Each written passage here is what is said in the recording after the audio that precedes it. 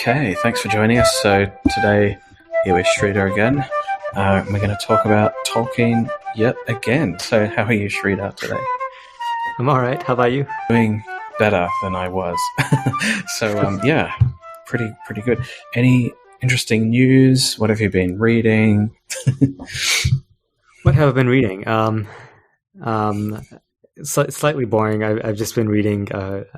I just finished the biography of Jean-Pierre Ron Paul. He was a flute player back in the 20th century. He was one of the people who made the flute into a sort of viable solo instrument that sort of played with orchestras, like soloed with orchestras, and gave recitals the way that pianists and violinists do. So, oh wow, yeah. So it's kind of boring since I'm a flute player. So I hate to tell people that I'm reading something so close to my own field, but sometimes you just have to read.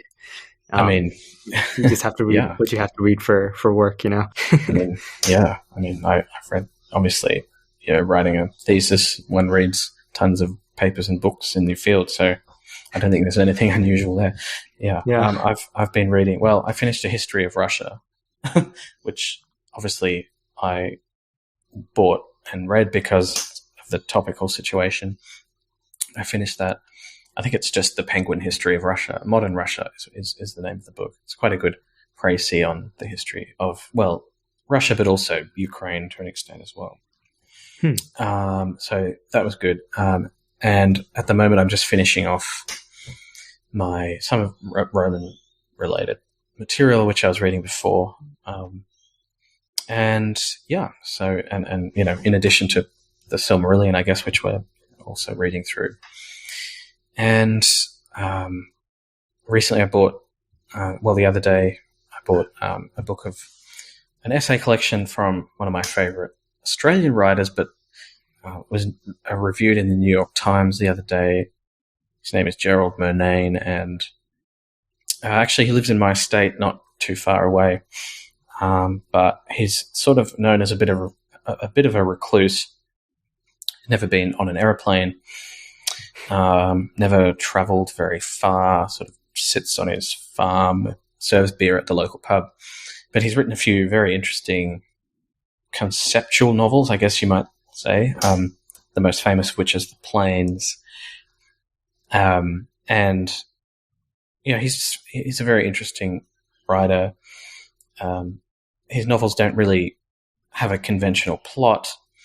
They usually sort of follows a young man or something who's exploring this region, but really, of course, it's a sort of extended allegory for, I suppose, one's inner regions, the mind, and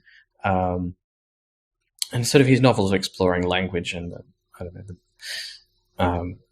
how we sort of conceptualize the mind, in its sort of vastness. So. I'm looking forward to reading this essay collection, which is supposedly the last thing he's going to publish.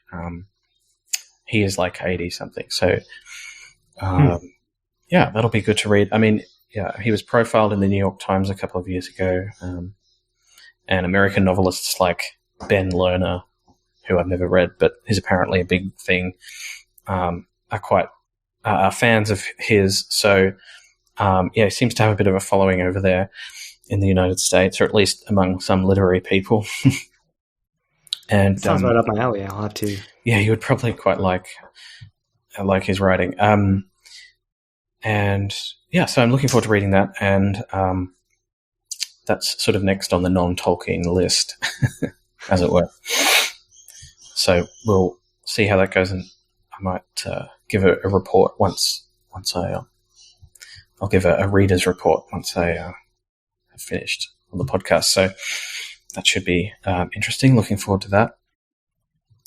Yeah. And apart from that, I guess I wanted to talk briefly about something that we haven't mentioned very much on the podcast, which is the Rings of Power show, of course, TV show coming up. And I was motivated to do this because yesterday when we were, at the time of recording, a trailer came out for the House of the Dragon, this Game of Thrones prequel, and I thought the trailer there was very good. In comparison to the Rings of Power trailer, I thought it was a much superior product, in terms of just showcasing the visual language of the show, the musical language of the show, and also just the plot in general, so get a sense of what it's about. I thought the Rings of Power trailer, which received quite a negative backlash, was ill-formed, quite what's the word I'm looking for? I didn't think it packed much of a punch, to use a cliche. And it looked, I think individual scenes, once sort of isolated and it looked okay, but together they sort of made very little sense. So, and as a lot of people put it, it didn't feel like Middle Earth, and I agree that that's a vague statement, but I think there's something to it. I think people are gesturing at the sense that it didn't really feel as though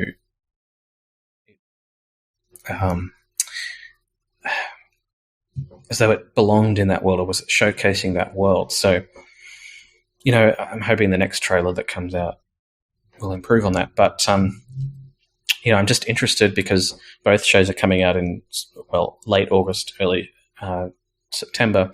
So they're going to be playing off one another exactly the same time. One comes out Friday, I think, the other one Sunday. So we will have a few weeks there when these fantasy shows are literally a few days apart. Episodes are coming out a few days apart, so it'll be very interesting to see what happens. I watch very little television nowadays, so I'm not going to be watching House of the Dragon, at least as it comes out. But I will watch the Rings of Power show, of course, just to see how it is. But I don't know. What did you think of the trailers? And I don't know. I don't think you've seen Game of Thrones, right? You're not a huge fan of that, but I'd be curious to think of what you think. I'd be curious to see what you think, just as a matter of comparing them. Yeah, I guess to put my cards on the table right away, I was disappointed by both of them, but I was more disappointed by the Rings of Power one, mostly because I have high expectations of it. As you say, I'm not really a fan of Game of Thrones to begin with, so it doesn't really matter for me one way or another how that trailer looks.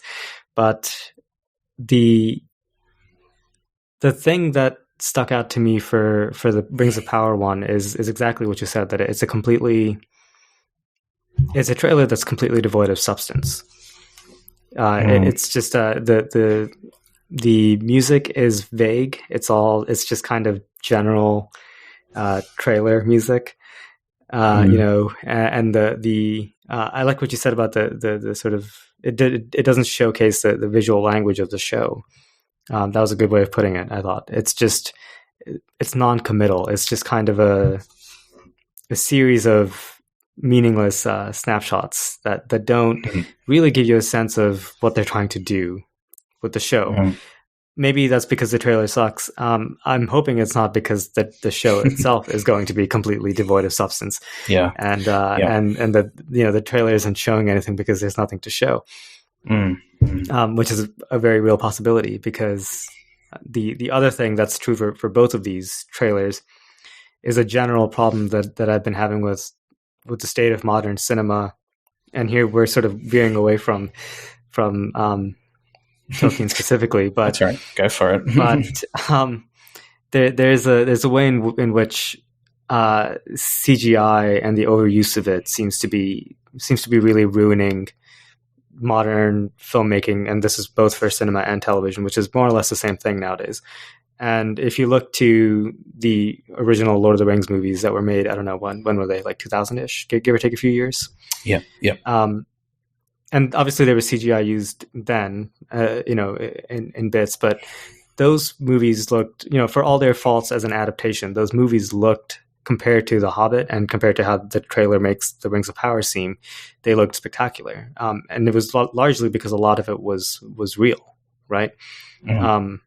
And that's something that's a common theme with older movies compared to new movies. In the way that CGI is used. There was an article that this guy, his name is Eric Cole, he has a Substack called The Intrinsic Perspective, and he wrote an article about how CGI is ruining movies a while ago, and I thought that was really brilliant. And there was one comparison that stuck out about the sand in the recent movie Dune, mm-hmm. and the sand in Lawrence of Arabia, and the way that the shadow is not completely, the shadows aren't completely opaque in Lawrence of Arabia, because that's not how shadows work. I'm not a scientist. I don't know exactly why that is.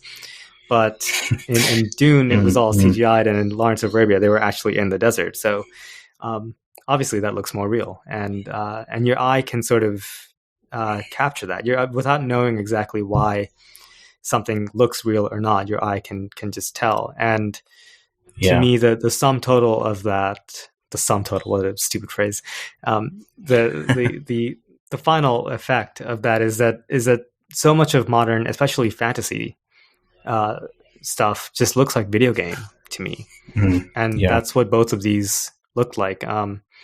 More than not actually showing anything about the plot, or like you said, the visual language. There's no sense of style for either of these, because they looked like nondescript fantasy genre movie or TV show coming out, or / it could have been a video game for all I'm concerned, the way that it was presented to me. So I thought it was very disappointing in that sense. Again, I liked what you said about how it didn't feel like Middle Earth, because again, going back to the original Lord of the Rings movies that Peter Jackson made, I think there was a sense of place there. And I guess that place, was that New Zealand for most of it? Is that what they did? Yeah. Just various locations around there, but they were sort of at a place, filming things, or at least filming things in miniature, and using sort of scale and angles and CGI when they had to. But it feels more gritty. It feels more real.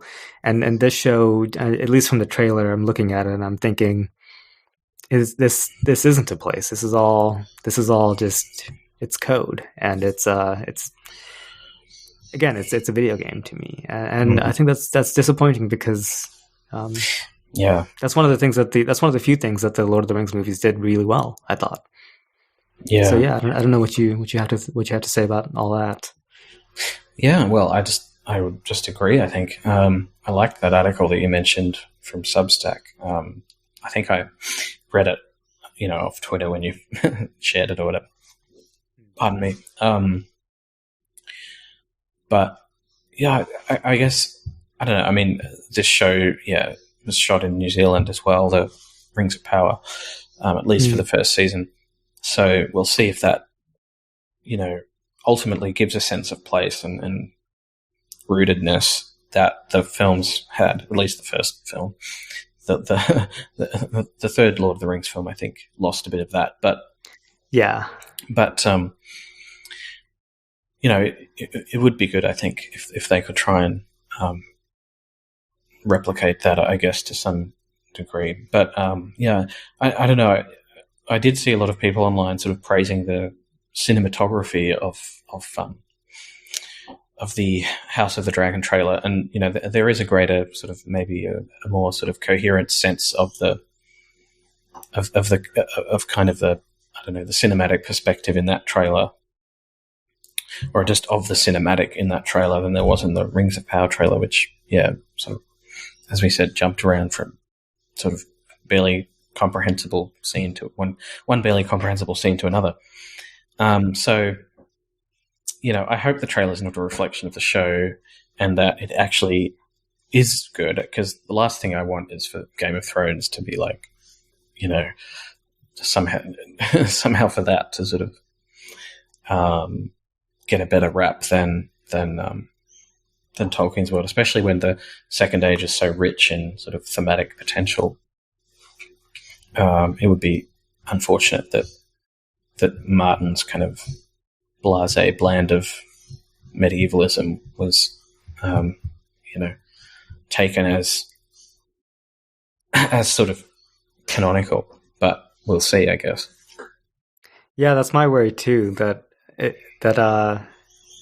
it all just sort of blends together in general sort of like you said, just general fantasy, kind of banal. There's no real meat to it, and I worry that they're gonna go in that direction with the Tolkien, because I don't think it needs that. Whereas I haven't read Game of Thrones, but I get the sense that it is much more of a sort of what you would think is a traditional fantasy, and it does need the sort of the pyrotechnics, say, to make it work in a way that I'm not sure that. I think with anything, especially with anything second age related, I think you can get away with a visual language that's really sparse and bare bones, actually, and that would actually be a really cool aesthetic to really pare it down. I mean, I'm trying to think, like, what could someone like Werner Herzog do with the second age? If we have like a crew of like 10 people and 3 cameras, like, I think something special could be made of that. I'm not sure I want to know. Yeah, maybe. Yeah. Yeah, maybe. I mean, yeah, I don't know. I mean, pardon me. You're right that there are certain approaches that could be taken that could give a very, artistic flavor, I guess, to that period. But looking at that trailer, it doesn't inspire much confidence in that. It looks more like the Wheel of Time show than, for example, it should. I think, at least in that trailer. And when I say that, I don't necessarily even mean that the costumes look bad like the Wheel of Time costumes. Some people have said that, but I think they're just mixing up, or they're confusing the, say, costuming with the sort of visual presentation. Because I think the Wheel of Time was so badly written and so disjointed and sort of just badly shot with that. It wouldn't have mattered what sort of costumes they were wearing. I think it would have been terrible either way. But wait, I'm sorry. What is the Wheel of Time? So that was another recent fantasy adaptation that Amazon did. And when I say recent, I think it was last year. And I watched the first season of that, but it was really bad in almost every respect. There was very little that was redeeming about it at all, unfortunately. So and there's been a sense that the Lord of the Rings show might turn out like that yes, it will have a lot of money lavished on it, but it will be poorly shot, badly written, and will sort of look like characters are running around in cosplay, and that'd be the worst outcome, because this is so much more, well, from my point of view, I think it's so much more important a work and a world and a universe than the Wheel of Time is. So to adapt it badly, I think, does violence to the original work. And I know there's this argument that one hears sort of repeated ad nauseum, that the books are always there on the shelf, but I think adaptations, they have an effect on how these works are consumed and understood in the popular imagination and the sort of critical scholarly world as well. So it would be unfortunate if there was a bad adaptation of the work. Yeah, I mean, especially of something like the Second Age, where we're not liable to get many and often made adaptations of it, right? It's not so I think this one, obviously it does matter that this goes well. yeah, exactly. Yeah, I mean, on some level, of course, that idea is true, that the book's are always there, and the adaptation will eventually sort of fold back into obscure sort of history if it's bad. That's true, but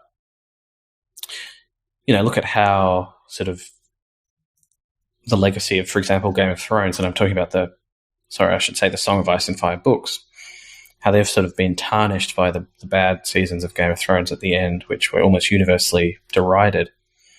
Are they books which now have quite as much cultural purchase as they did perhaps in the 2010s? I don't think so. And I'm certainly not motivated to read anymore if he ever finishes them.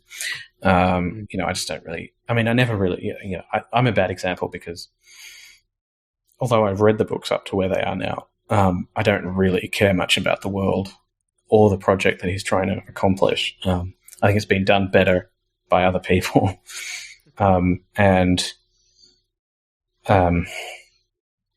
So I just think that the reputation of if you're worried about reputation of certain works, then adaptations do matter. If you're not worried about the reputation, then fine. But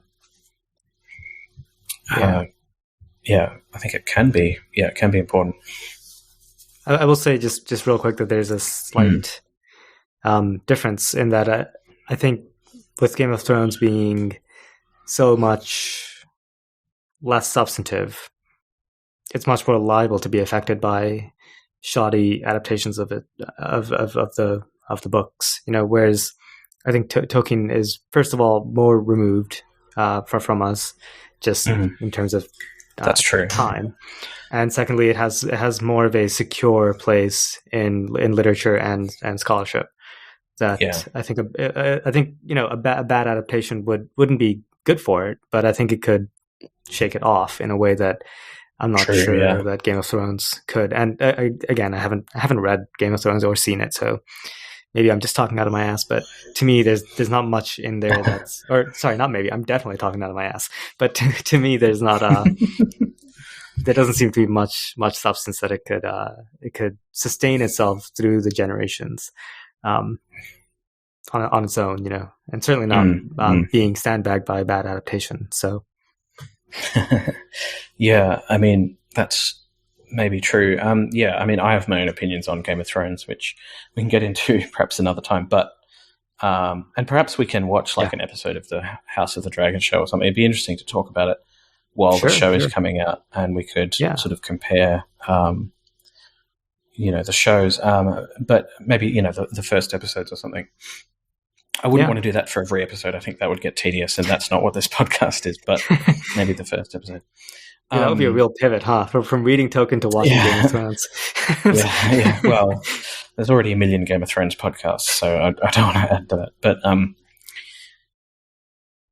so anyway, look, I just wanted to mention that and talk about it. And of course, we will talk about the show when it comes out. I think that's unavoidable, and I am genuinely looking forward to it. Actually, it's got some good actors in it.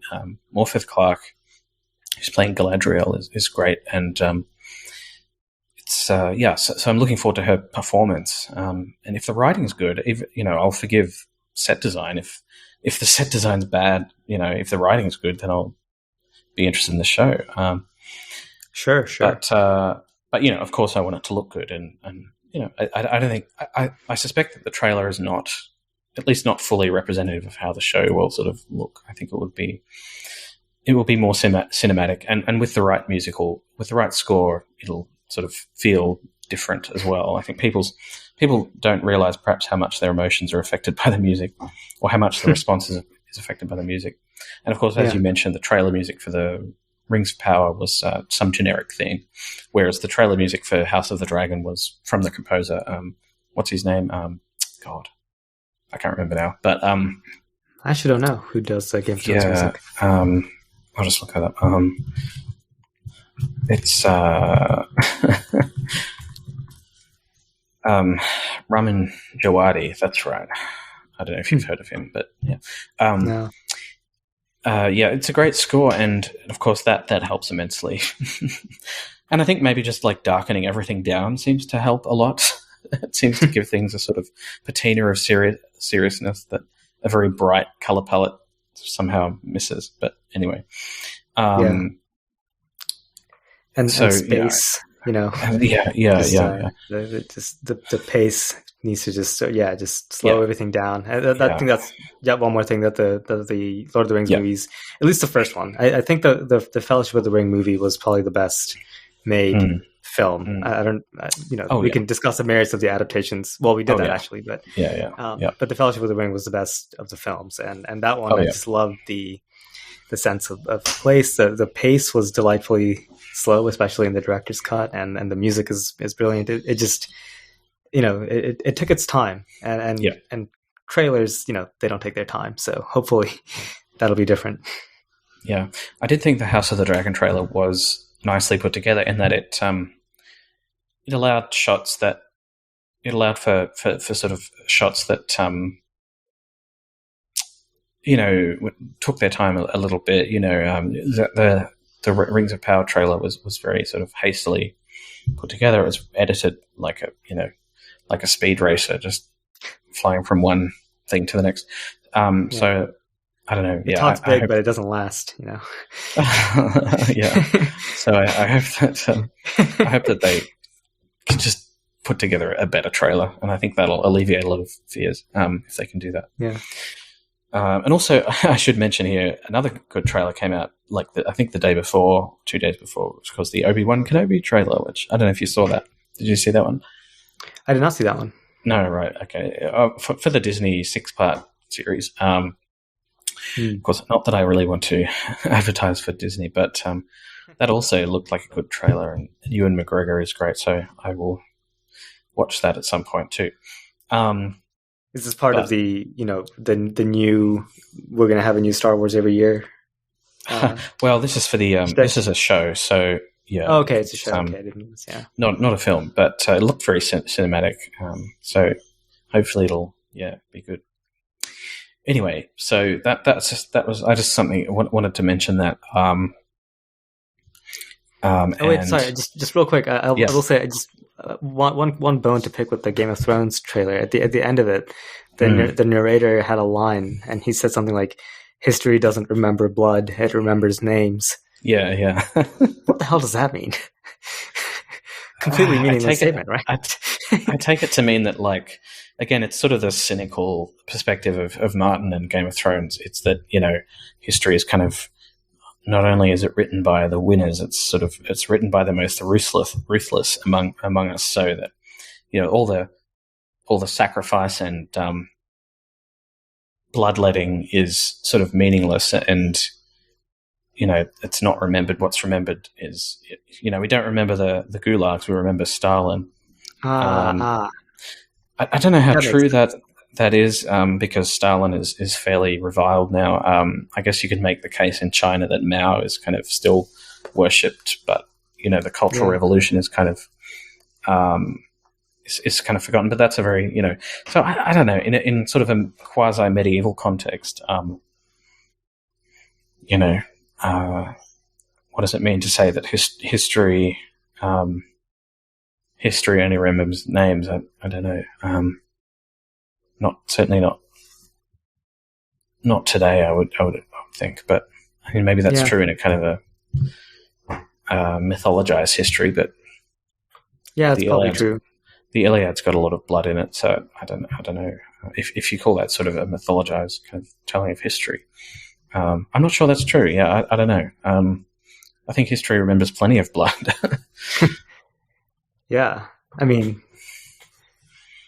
I think that's part of the cynicism of kind of Game of Thrones, and that's why its audience loves it, because I think the readers of that, I think they fancy themselves kind of cynical realists, and that's the kind of like a sort of faux hardcoreness to it. Yeah. I mean, I don't know. It's a strange. Game of Thrones stands a kind of weird, a weird bunch. They're very defensive, but also really protective of Martin, and sort of, it's not just the books that they seem to love; it's the whole sort of worldview, the whole cynical kind of thing going on with Martin. There's really no virtue. It's just all about power and politics, and chaos is a ladder, and they love. Well, yeah. Again, you won't know, but if you haven't seen the show, but it's just, I don't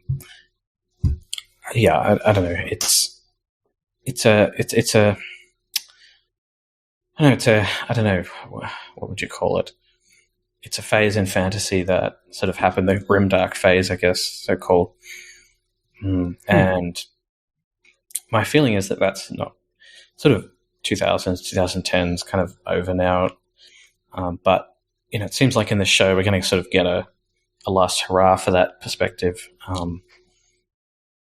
But we'll see how popular it is. I don't know. Yeah. I don't know, in the age of Russia invading Ukraine, you can continue to sort of have a kind of a neutral moral stance towards people and sort of forgive them their sins, as it were, in the face of their, in the name of sort of, in the name of sort of cynical realism. I don't know if that's really possible. Well, I mean, so you heard it here. If the Game of Thrones show tanks, then it's all Putin's fault. So exactly, that was exactly my point. Yeah, what you're saying is no. I guess my point is that it's all very well to like have no moral sort of, or to sort of profess to not have to have a cynical stance towards questions of ethics and moral character and judgment, and to sort of create characters who are morally abhorrent, but who you sort of ask your readers to have sympathy with, right? I mean, that's an interesting perspective, and even Tolkien does that with Gollum and some other characters in the Silmarillion. We can certainly have sympathy, but I think Martin goes further and maybe even suggests that we're kind of all like that, actually, and that there really is no moral perspective which is pure enough to sort of lay claim to, sort of the right to make moral judgments. I think that is kind of bullshit. I think there are moral distinctions that can be drawn between people and actions. And, the people, Game of Thrones fans act as though moral realism is this kind of weird ideology, but it's really not. It's shared, I would say, by most people. And,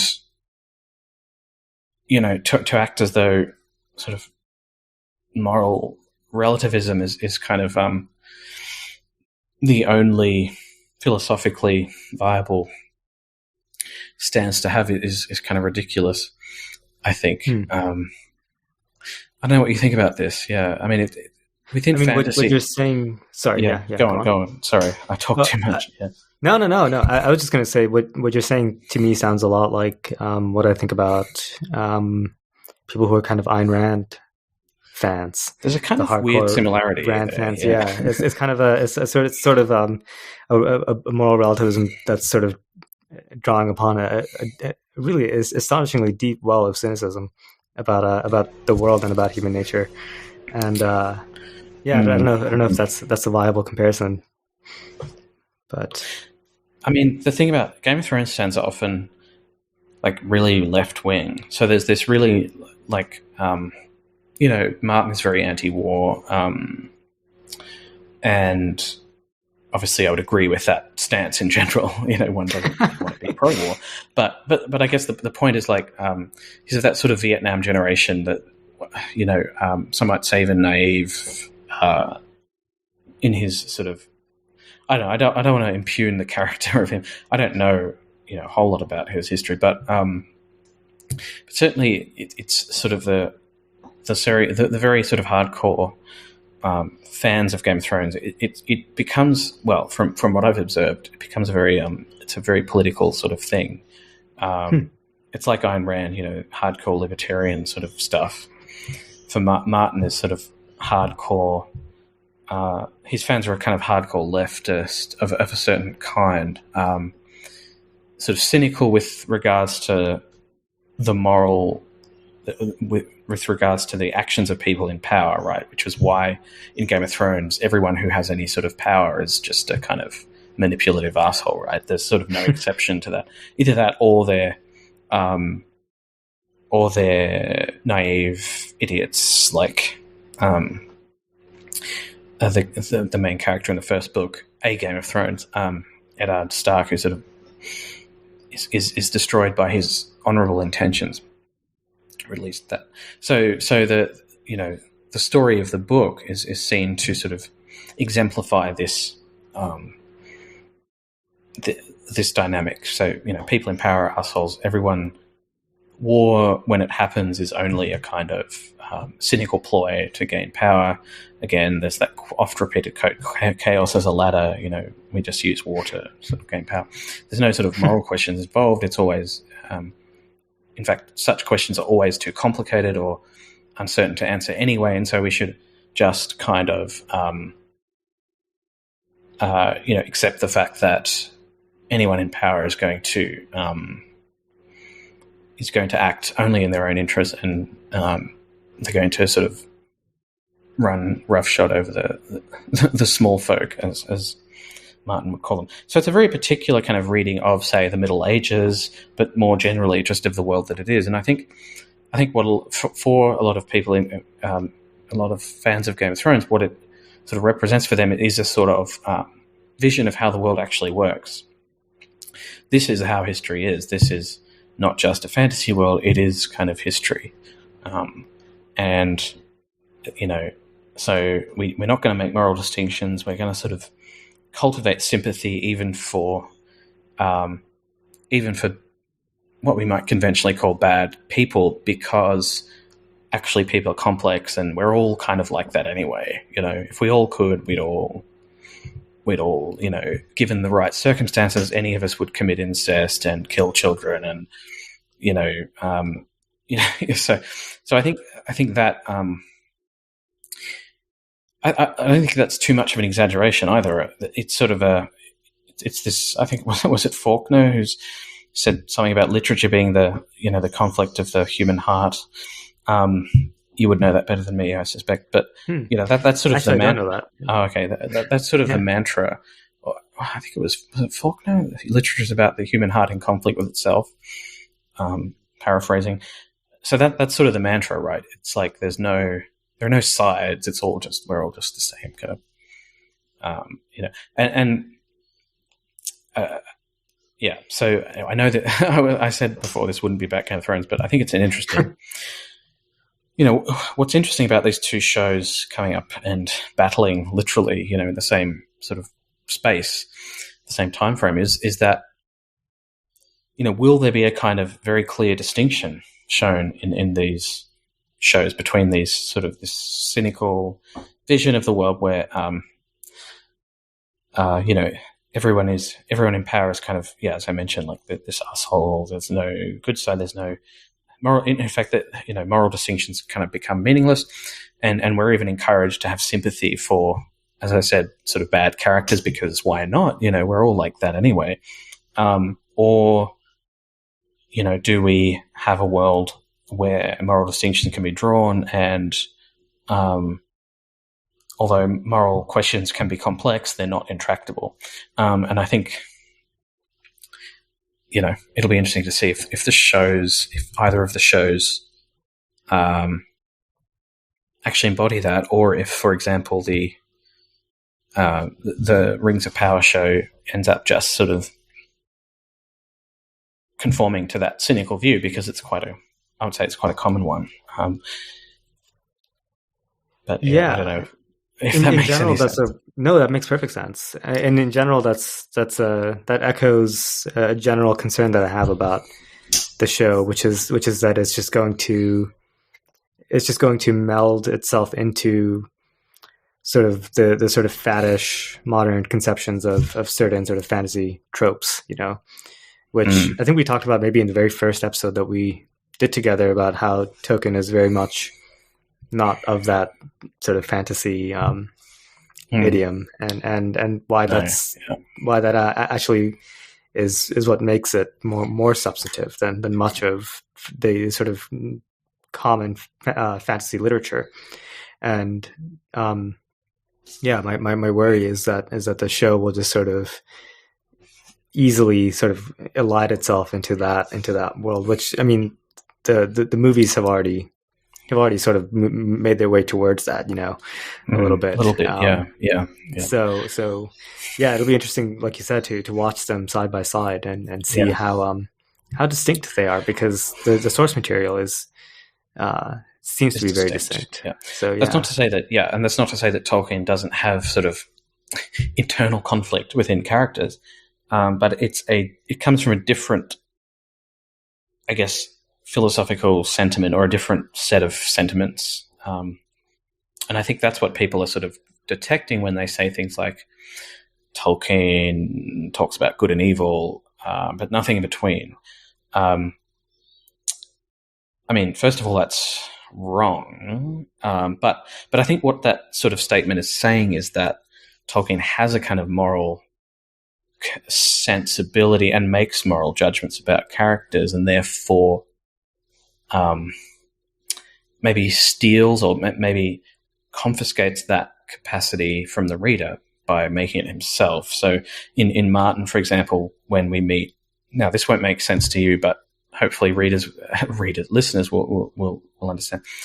But there's a character, for example, Jaime Lannister in the novels, who is sort of given a whole arc, and by any conventional moral standard, he is like a fairly bad character, right? But we're sort of encouraged to grow with the character and develop sympathy for the character. And we don't know how the character will end up in the books because they have the last couple of books are not, well, they haven't been finished and produced, published.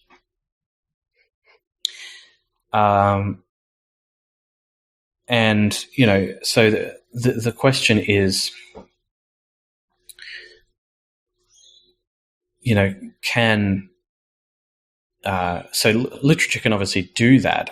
It's in its power to sort of affect, it has within its power the ability to affect sympathy for certain characters, and one perspective might be that Martin simply leaves it up to the reader to,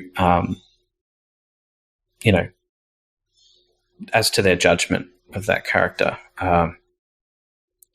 But I think the idea that Martin is sort of more open than Tolkien is not correct, because I think it's still kind of manipulative of the reader in that context. I think there are still sort of subtle moral positions being taken in the writing that the reader is encouraged to share. And, you know, I think at least that some honesty about that would be good from Game of Thrones fans, as opposed to this sense that, well, you know, Tolkien is just black and white, has only black and white characters, and therefore, you know, is a sort of inferior moralist to Martin, who sort of leaves it all open. I don't think that's what's going on in either case, but anyway. Well, I mean, I think it's wrong to say that Tolkien operates only with good and evil, nothing in between. Mm. I think maybe a more accurate statement would be that he operates in a world where, in general, there is such a thing as good and evil, and just, you know, that exists, which I think is on the whole true. And exactly. And then as to the sort of it almost sounds like a quasi blank slate argument that you're ascribing to Martin mm-hmm. fans, which I don't think it's true. You know, even if I look at something like Lolita, where you are sort of taken through the paces of Humbert Humbert's mind. I mean, I think even Nabokov has said that the novel is it's reflexively mean to Humbert Humbert, right? The novel is it's clear that the novel has an opinion on Humbert Humbert's actions. Yes, yes. It's not simply that you're being encouraged to sort of just sort of sit with his perspective and make no judgments or or even make a positive judgment. It's in the language, right? The language that even in his name is cruel. His name is a cruel sound, and it's a cruel repetition, right? And in the language that he uses to describe his actions, it's hard to describe. It's just because it's something that you do it's something that at least I do instinctively when I'm reading. But the language it forms an opinion, or it sort of nudges you towards an opinion, right? I don't think it's really possible for language to be entirely neutral, at least not in a novelistic sense. I mean, maybe like an HR document will be fairly neutral, but that's unreadable, right? or legalese. But a novel, I don't know how much it is possible to just sort of describe horrible things and just say, you decide whether this is good or bad. There's no. I don't know. What do you think about that? I just wish Game of Thrones fans would be just honest about that and say, well, actually, you are being encouraged to sympathize with morally abhorrent characters. And maybe some of them would say that and say, well, that's a good thing, right? Because then we get this different perspective. It's well, yeah, okay, maybe. I don't know what kind of experiment that is. Maybe it's a kind of thought experiment. And, literature is, of course, famous, for often, for example, Milton, right, in Paradise Lost, famously, Satan is kind of a sympathetic character. And, maybe there's some efficacy in sort of being able to see the world from the perspective of evil, but don't call it, I guess what I would say is don't call it not evil, don't call it something else, right? Don't act as though it's kind of normal or that we all actually, we're just all the same. We all have that capacity. I don't think that's true. Right. Yeah, I don't know. I detect some sort of hypocrisy there that kind of annoys me, or some sort of moral naivety. And I guess my original point going back to that was that, now that we, in this world where there's sort of clear,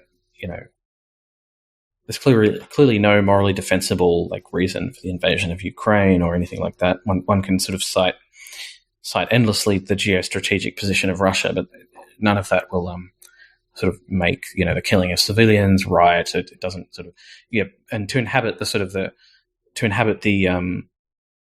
consciousness of the Russian soldiers doing that killing would not, I think, might be of interest, might be of psychological interest, but it wouldn't change the moral balance in any way.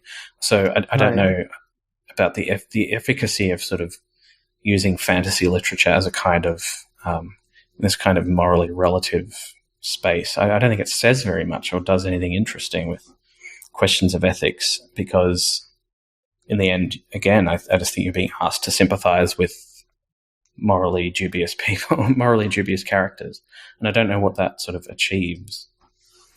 Yeah, and I think the crux of it is that, how do I say this? So it would be one thing to, or not. It's not that it would be one thing, but so let's stick with this case of let's say there's a novel about Russian general who's ordering, the shelling of the children's hospital in Mariupol or something like that. Very specific novel. Yeah. Yeah. Well, yeah. I'm not sure how fun that would be, but here we are. And it's the novel that sort of tries to explore his psyche and sort of get the reader to sort of go through the paces of his mind.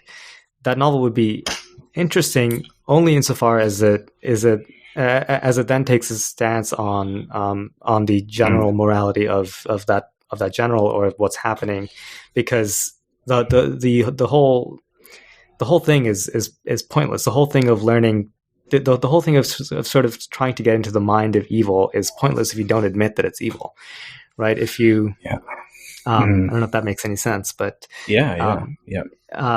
again, or going back to Humbert. I mean, there's only a substance in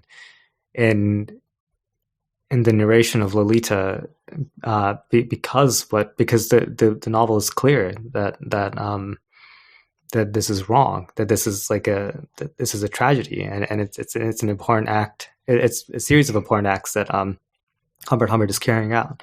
So the whole thing of being asked to sympathize with evil it loses its ground as soon as you fail to admit that evil exists. So that's where the sort of the meek the sort of relativist position just completely fails to me as fiction. It also fails as ethics for all the reasons that you pointed out, but to me it also just the times that I read books like that, I think there's no there's nothing there for me to latch onto. I don't know what you. Yeah, what you have to say about that. Could one write a novel about Stalin, inhabiting Stalin's point of view that that is not asking you to cast a judgment on him? I guess you could, in a sort of limited sense, right? You could sort of try and do that, but I don't know how you could sustain that neutrality for very long. But I think that's essentially what Martin does, except he uses fictional characters, but they're sort of similarly morally abhorrent. And so I don't know really what the point of doing that is, apart from to ask the reader to believe that we're all sort of in that position, that we're somehow all like that.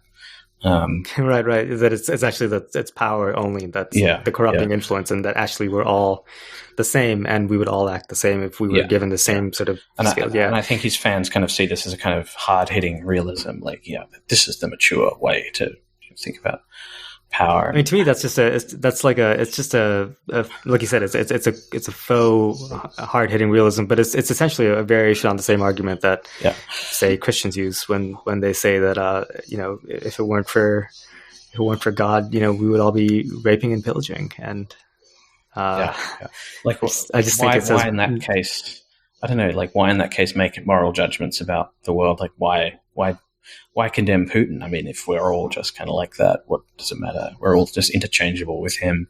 If we were in the same situation, we're leaders of Russia, well, we'd want to invade Ukraine too, because there are sort of geostrategic imperatives to do so. If we were in like Jaime Lannister's context in Game of Thrones, we would act similarly. I don't know. It sort of, I guess, in the case of that character, sort of has this journey, but of course we don't know the end of it, so it's hard to say if it's like a complete moral transformation or if that's even the language that the book is using. I don't feel like it really is, as I've said, because we're really asked to come to sympathize with him more, I think, because of his sort of the circumstances of his plight, as opposed to sort of any moral transformation that he undergoes. I don't think, but as I say, it's hard to know because the novels aren't finished. So get to work, Martin. Well, yeah. I mean, I don't care. I'm not going to read them, but so I guess I shouldn't comment on this. But I guess I'm just making a point. It doesn't, but. No, I think that it's all relevant, and it's been an interesting general discussion on the sort of the sort of fundamental ethical differences maybe between Tolkien and Martin, right? Yeah. So anyway, that was a long digression, but I think interesting. And we kind of did our Game of Thrones episode now.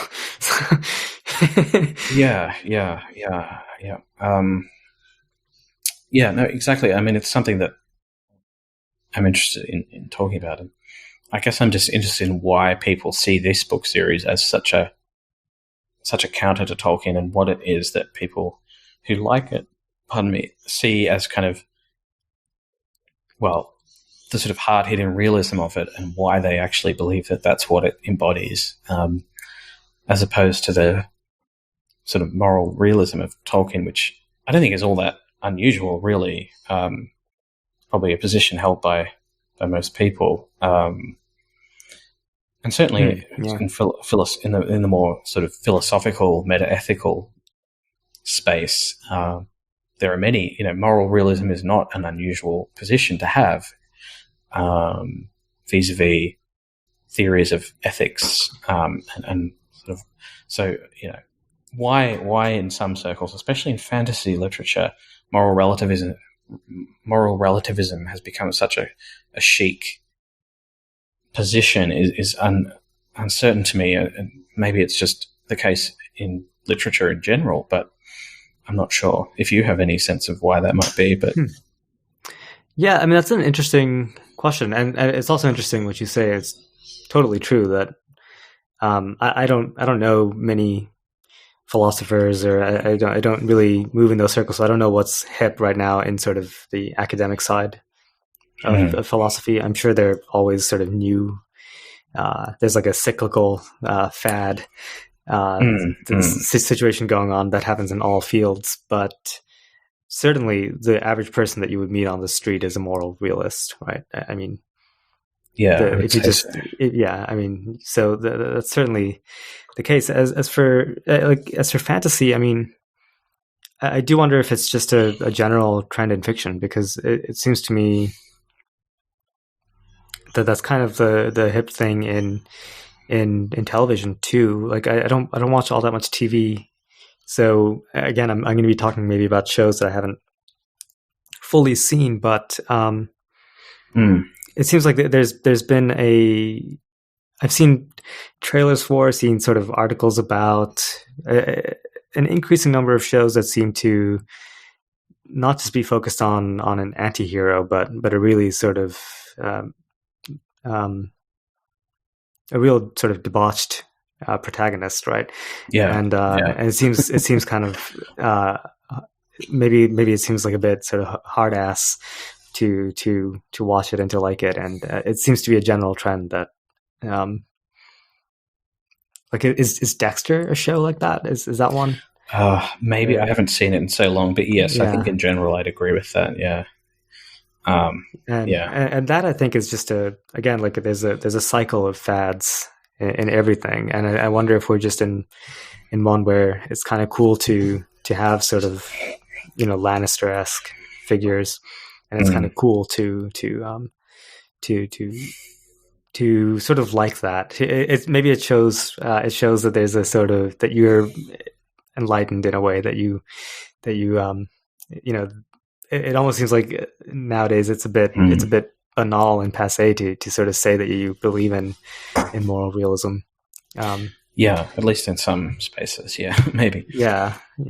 Even though, like you said, like I think the average person is still a realist in their day-to-day lives.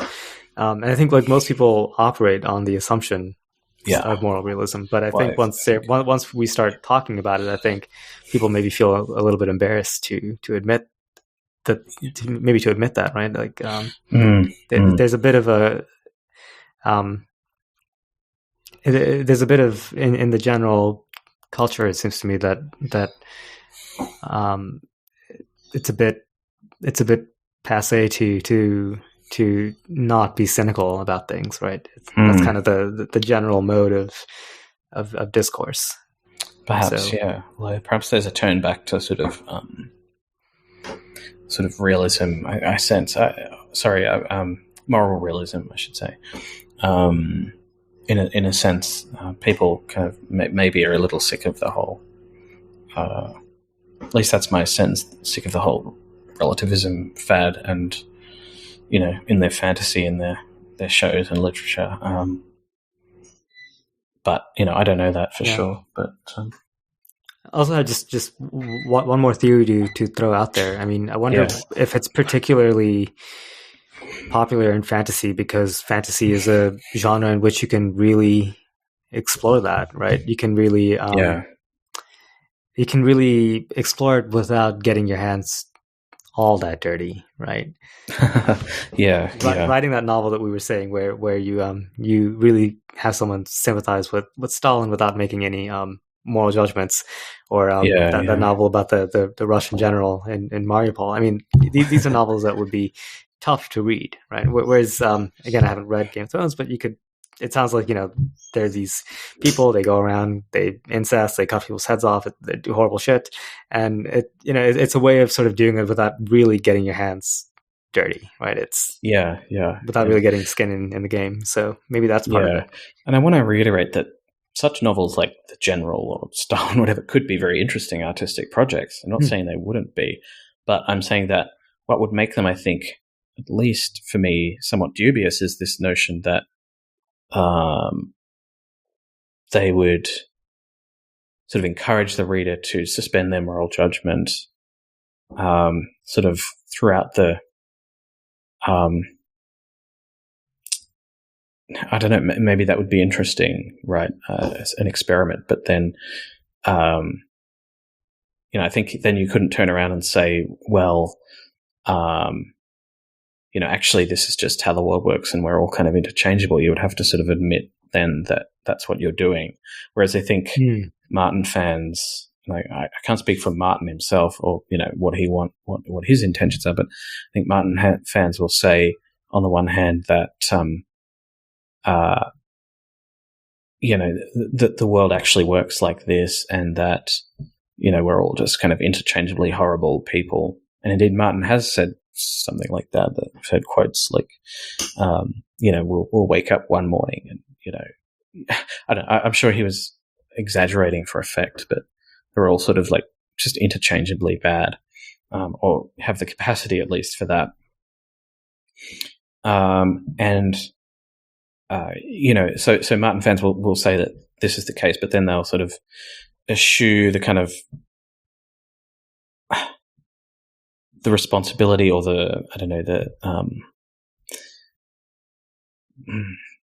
they won't sort of admit to the fact that the novel is actually just asking them to, as I say, to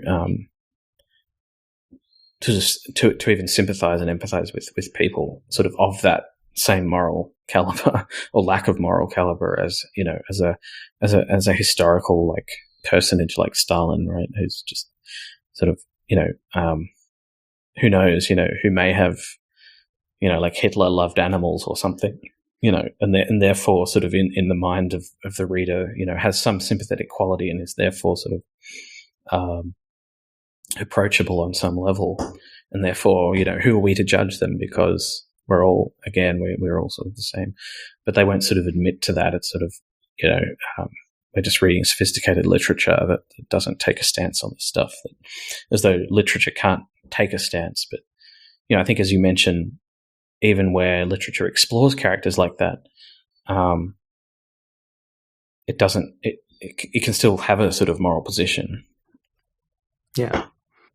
It's kind of, well, so first of all, I find the, I've heard a lot of people say this, but the idea that Hitler loved animals, whenever I hear that phrase, I don't know if that's true, but that's just one I've heard. Yeah. Well, I think it's true to say that he loved non-human animals, but I think whenever people say that, they forget about he did kill a lot of animals too. Well, also yes, that's exactly my point. Yeah, like but the fact that there might be sort of morally redeemable qualities about someone doesn't excuse or sort of scale or balance the scales. In the other direction. I mean, and if we look at history, I think that's where we see it most clearly, right? Like we would never sort of reserve judgment with regards to 20th century dictators because they have some sort of choice. Maybe they're a conservationist or they love forests, or, But in a novel, we're sort of like Martin's novels, we're sort of being asked to empathize with characters on the basis of like, well, they're complicated people because they do this horrible stuff, but they kind of, I don't know, they have certain good qualities as well, and therefore our sort of capacity for making moral judgments is obliterated because who's to say, right? Who's to say what's better? And so, again, I think that just creeps into this, and it's just, it's a weird position. And this podcast has kind of turned into a discussion of that, but maybe that's interesting. Because, it's something I'm sort of on the lookout for in this, the new show and stuff. The new shows, both of these shows. Yeah.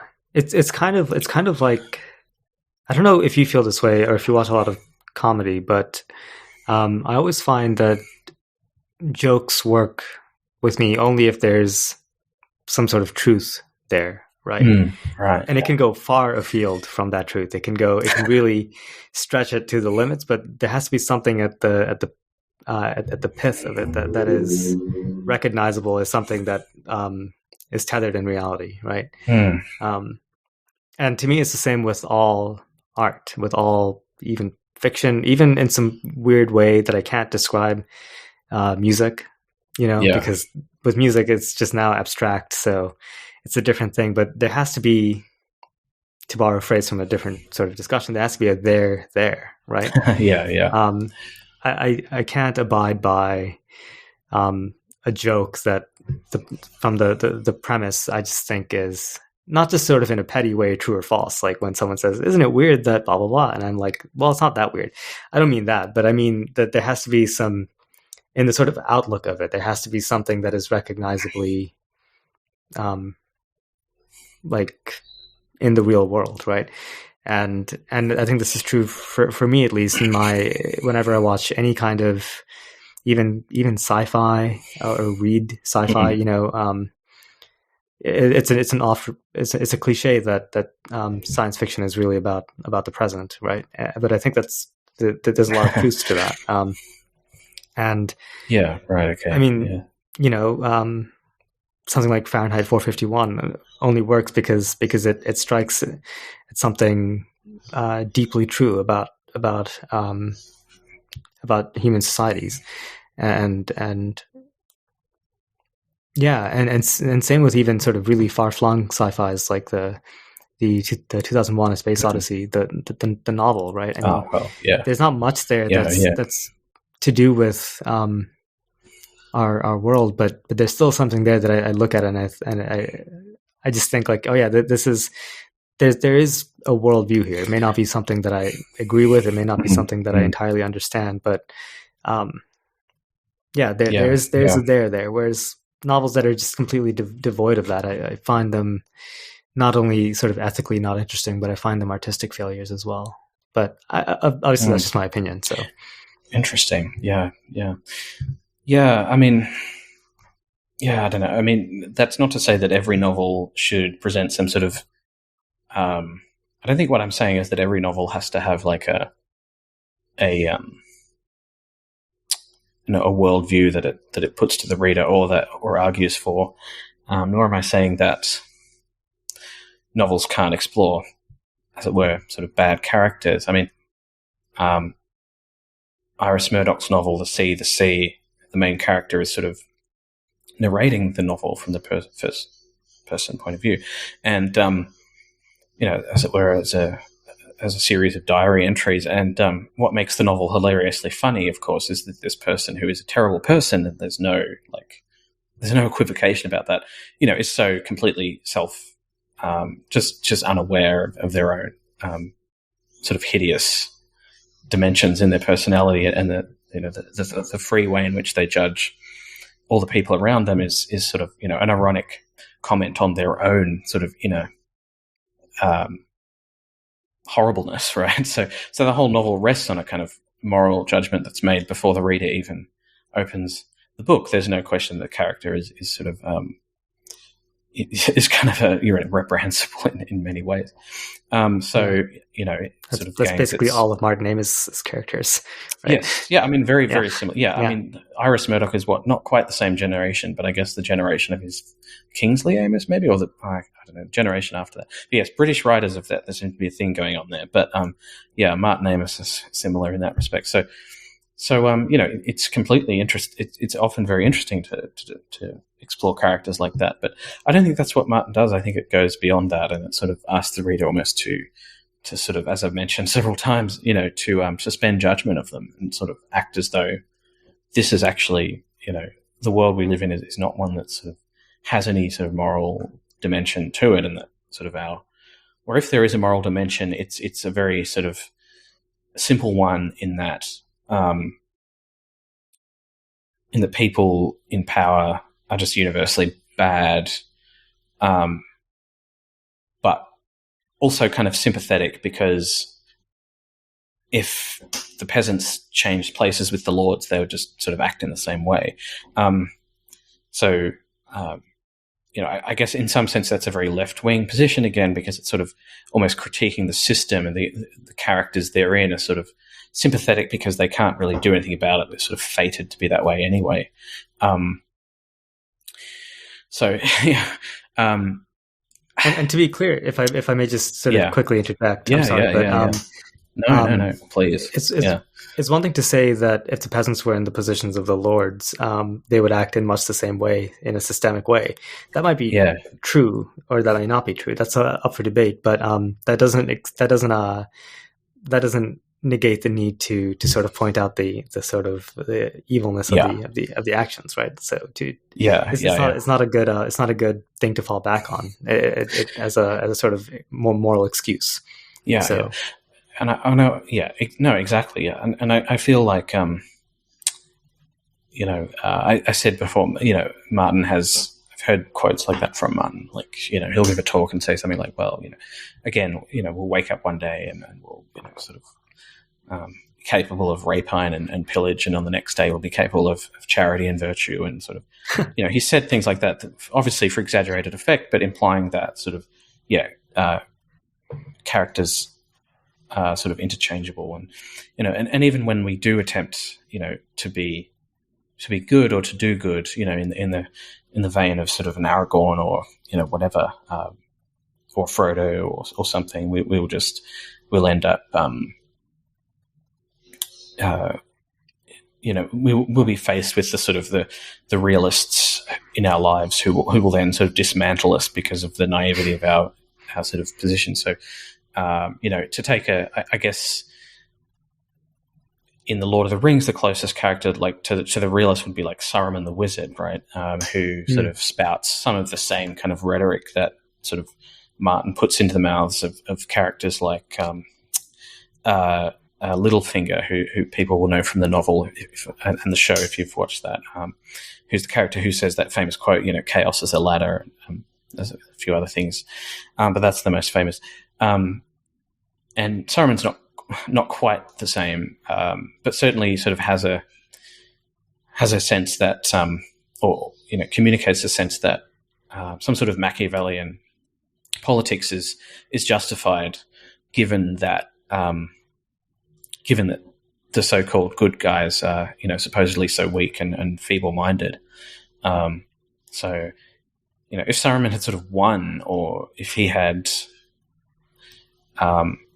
managed to defeat Gandalf, I think that something like that might be more closer to what happened in A Game of Thrones, the first novel, and obviously the first season of the show. But Tolkien sort of eschews that and says, no, we can't embrace that position because it's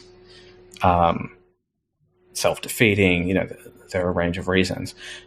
Whereas Martin sort of does embrace that, and it makes for good drama in the show, right? I mean, Eddard Stark. I would argue that Eddard Stark isn't killed because he's good or honorable. He's killed because he's stupid, and doesn't see.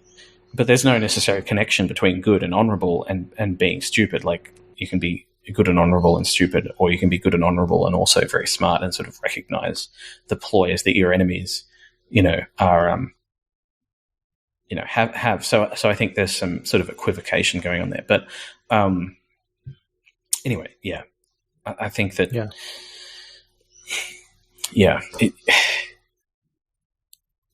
I think that Martin's attempt to sort of deconstruct Tolkien, sort of both misunderstands Tolkien, but also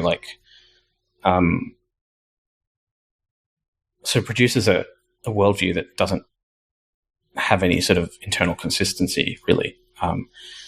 Because, as I said, we're being asked to both sort of sympathize with morally dubious characters, but then also to believe that this is how the world really works, that we're all interchangeable with such people, which I think is just sort of wrong on several levels.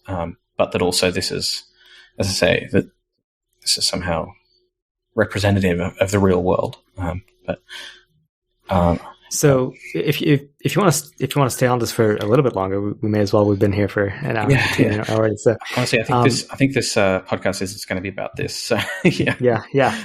So we may as well. I have a question for you about Game of Thrones. One of the things that I've heard sort of my friends here and there who either read the books or watch the show say is that one of the things they love about it is that it's entirely unpredictable, and that it's that Martin, like they kind of paint Martin out to be this guy who's absolutely ruthless and that's badass, and like even you never know when a protagonist is going to get axed or whatever, and I wonder if, and I guess my question is if that has anything to do with this sort of deeply sort of cynical, chaotic worldview that's relativistic. And do you think do you think so? We talked a lot about the ethics of that, but do you think that also fails at an artistic level, or do you think that's a strength for the book? Well, I think it's because to me, just real quick, it kind of reminds me of like a musical analogy would be like, obviously there's tonal music and atonal music, but even within atonal music, there's usually a sort of internally consistent system, like the 12-tone series, and we don't really need to get into that, but it just basically it moves from one internally consistent system to another.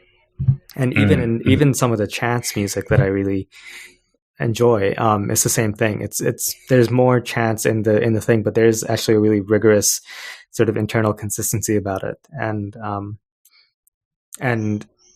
that's to me what makes music. Short of that, you may as well be taking a walk out in the traffic, and that really is sort of noise, pure chance without any sort of internal consistency, but there's no artifice there. So I don't know if I just sort of, you can sort of freely riff on all of that, but yeah. I mean, I think that that certainly was a kind of draw for people to Game of Thrones, because as I mentioned, this character Eddard, who was sort of built up as a kind of noble character in the first book, and then spoilers, dies at the end, is executed at the end of the first book, which is a supposedly surprising. I think anyone who's read a lot of literature won't necessarily find anything new there, but maybe for those who've only read, fantasy novels written between 1970 and 1995 will find that interesting. But that's a sick burn, man. Well, I guess my point is that like Martin is doing a lot of things that other people have done better, and I guess he's doing them in the fantasy genre, but I don't know. I mean, even Tolkien kills characters off, like in the Silmarillion. Yeah, I mean, in the Lord of the Rings, I know that, sure, it's true that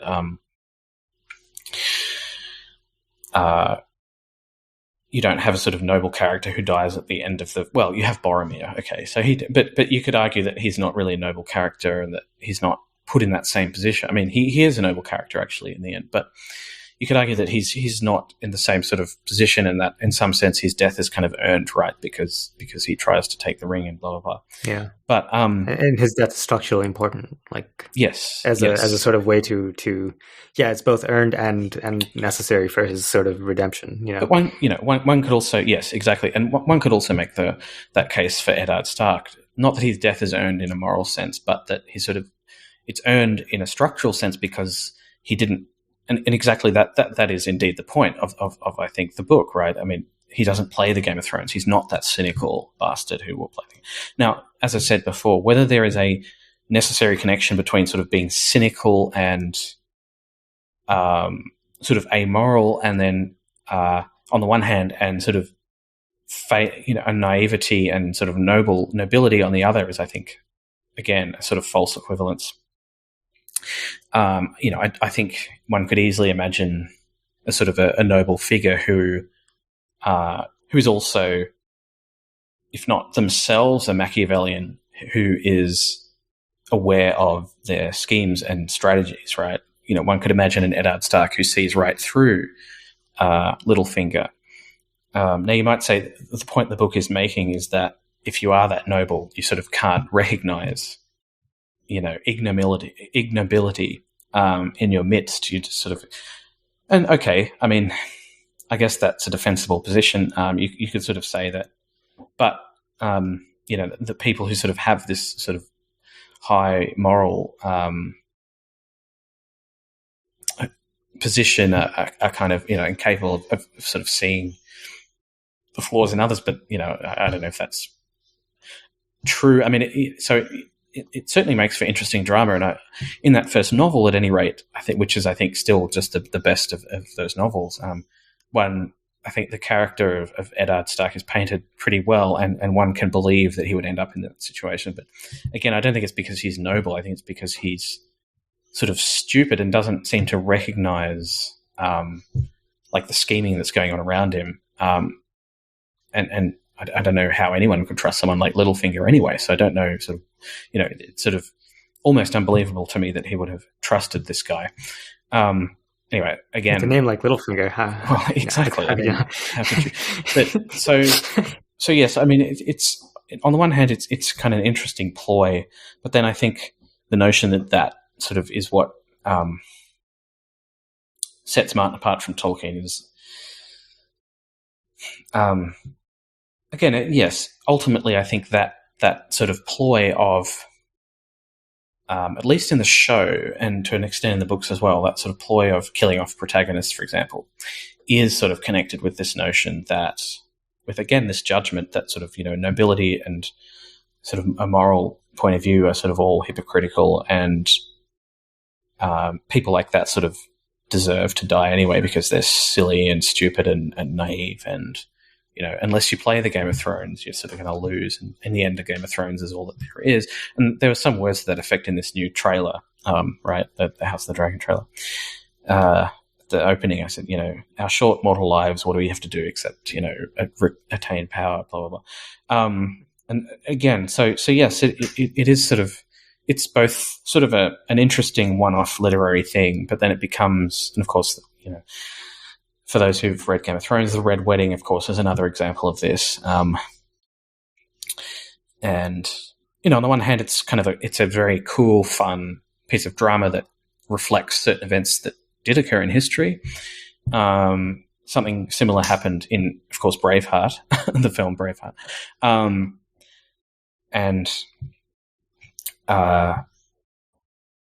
So such things, of course, do occur, but again, it's not the sort of event like that itself that is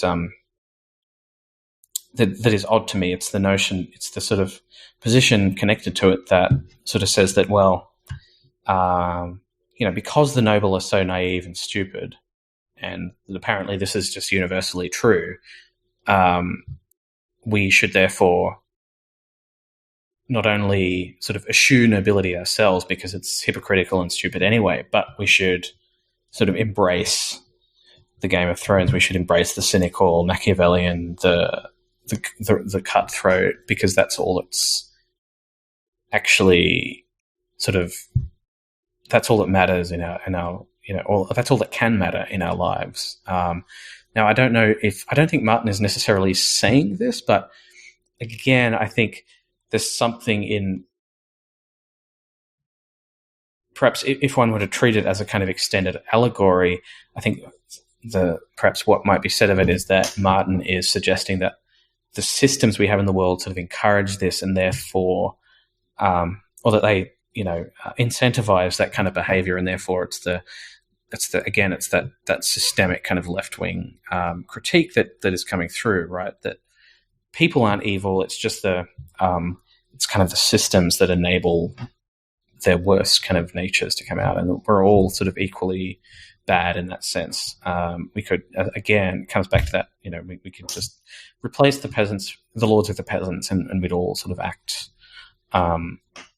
the same. And to act nobly in that context is hypocritical and absurd and stupid. And so, I think that's sort of the core of Martin's philosophy, I think, from what I can gather. And therefore, that's also sort of what the Game of Thrones stands, the kind of real hardcore people. That's sort of what they think as well, I think. So Tolkien, of course, in contrast to that, is hopelessly naive and stupid, because it's not just that he has the moral realism, which is kind of a false bourgeois thing anyway, but it's that he sort of attributes to people moral qualities where we should really just enjoy the drama, and if we can affect change in the system, that's where we should place the blame, but it's not really the people, right? people are sort of, all equally interchangeable, and everyone who finds himself in that situation will sort of be more or less inclined to act as Littlefinger acts, unless you're sort of noble and stupid. In which case you're just a hypocrite anyway and deserve to die. So I don't know. That's what I can see of that. Yeah, there's like an interesting horseshoe effect here, where you get, it's two sort of very similar flavors of cynicism at the end, but one of it, one comes from a sort of left wing view of power politics and in Martin, and the other one I mentioned earlier, Ayn Rand. There's a sort of like a radical individualism and sort of a cynicism that stems from that the sense that everyone is just out to do what's in their own interest, and I have read Rand, so I can say more there, but I wonder if there is a similarity in the ultimate worldview there, even though one gets at it from a sort of more traditionally right wing perspective, and the other is getting at it from a sort of traditionally left wing perspective. It could be. I mean, I've not read Rand, so I don't know. But here we are. So we should do a podcast where we talk about Game of Thrones and Ayn Rand. But I think we touched on before that there is sort of a similarity in their fan bases, in that each think that the sort of social vision encapsulated in the fiction of these authors sort of represents reality in some deep sense, and that will, for Ayn Rand, I don't know if there's like one author that she was like particularly against or not, but for Game of Thrones people, Tolkien is like they've got to defeat Tolkien, right? Really? I didn't know that. Some of them, like not all of them, and there certainly are fans that like both. Don't get me wrong, but there's definitely a strand in the Game of Thrones fandom which is like, Tolkien is naive and stupid, and we are the ones with the answer. We're the ones who have the proper worldview, the worldview that actually reflects how it is. And, it's no use talking about morality, right and wrong. Sort of got to, that's just naive stuff that got Eddard Stark killed. We've got to sort of, if not embrace the Game of Thrones, we've got to then change the system that enables it, right? And I mean, I don't know how, like, I mean, there are certain characters in the show, like Khaleesi, the dragon queen of dragons, who says things like that in the show, sort of break the chain. But then, again, we don't know what the sort of finale is going to be for these characters in the books, but in the movies, in the show, certainly there's no sort of coherent resolution to that plot either. So it's hard to say, what is Martin actually saying here, but certainly his fans, seem to have something like that position. Yeah. Yeah. And here, I must unfortunately sound petty, but there's something I don't like about interacting with both fans of Game of Thrones and Ayn Rand in general, where there's a sense of superiority that often I've sensed in them over you. Not just in the superiority of their chosen fiction, but in their general worldviews. It sort of bleeds out into the way that we interact in the real world, like as if now I'm a naive asshole for being a moral realist. So I've certainly gotten that sense from Ayn Rand fans a lot. There were weird similarities there. And lest anyone accuse Tolkien fans of doing the same, I don't think there's that quite the same. I don't think Tolkien fans, unless you're like a Christian Tolkien fan, of which I agree that there are some very annoying ones who sort of say that, well, the only way to read Tolkien is through the Christian lens, and I have a lot of problem with those fans. The sort of people that on the Amon Soul podcast and stuff, not least because a lot of them are just bigots. But apart from that, I think the general Tolkien fan, I don't think would say, for example, that, well, Tolkien's worldview sort of encapsulates reality for me. I don't think that's what draws people to Tolkien.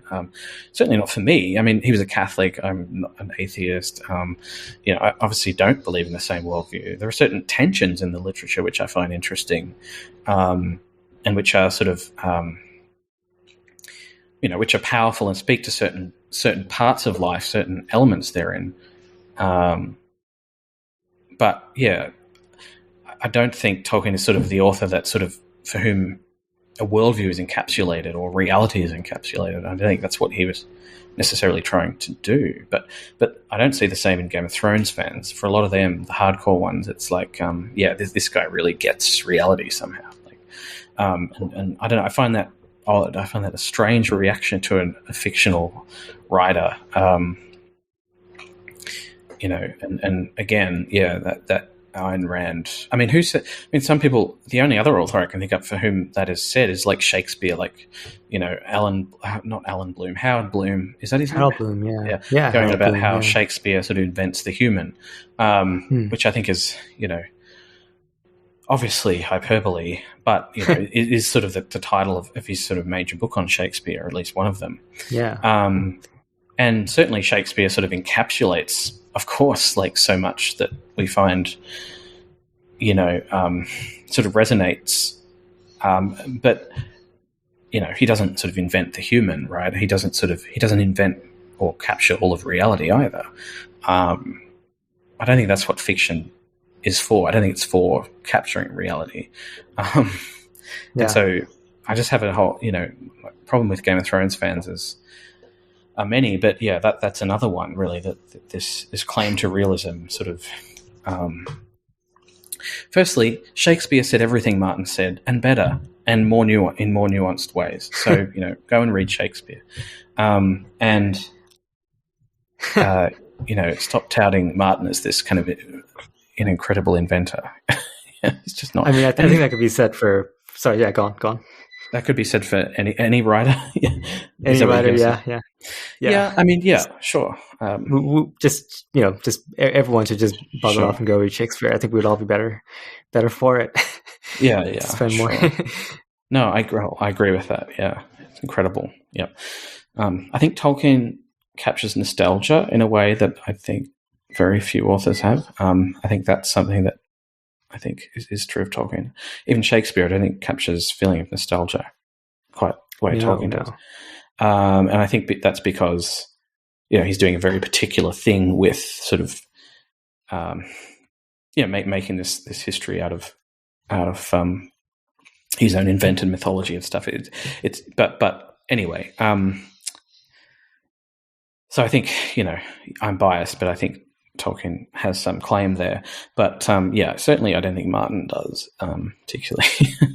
I think the Bloom comparison is interesting, and maybe I actually like Bloom a lot, and I think he has some interesting points to make about literature, and I like a lot of his essays on Shakespeare as well. And I like that book, sure, inventing the human, or inventing human.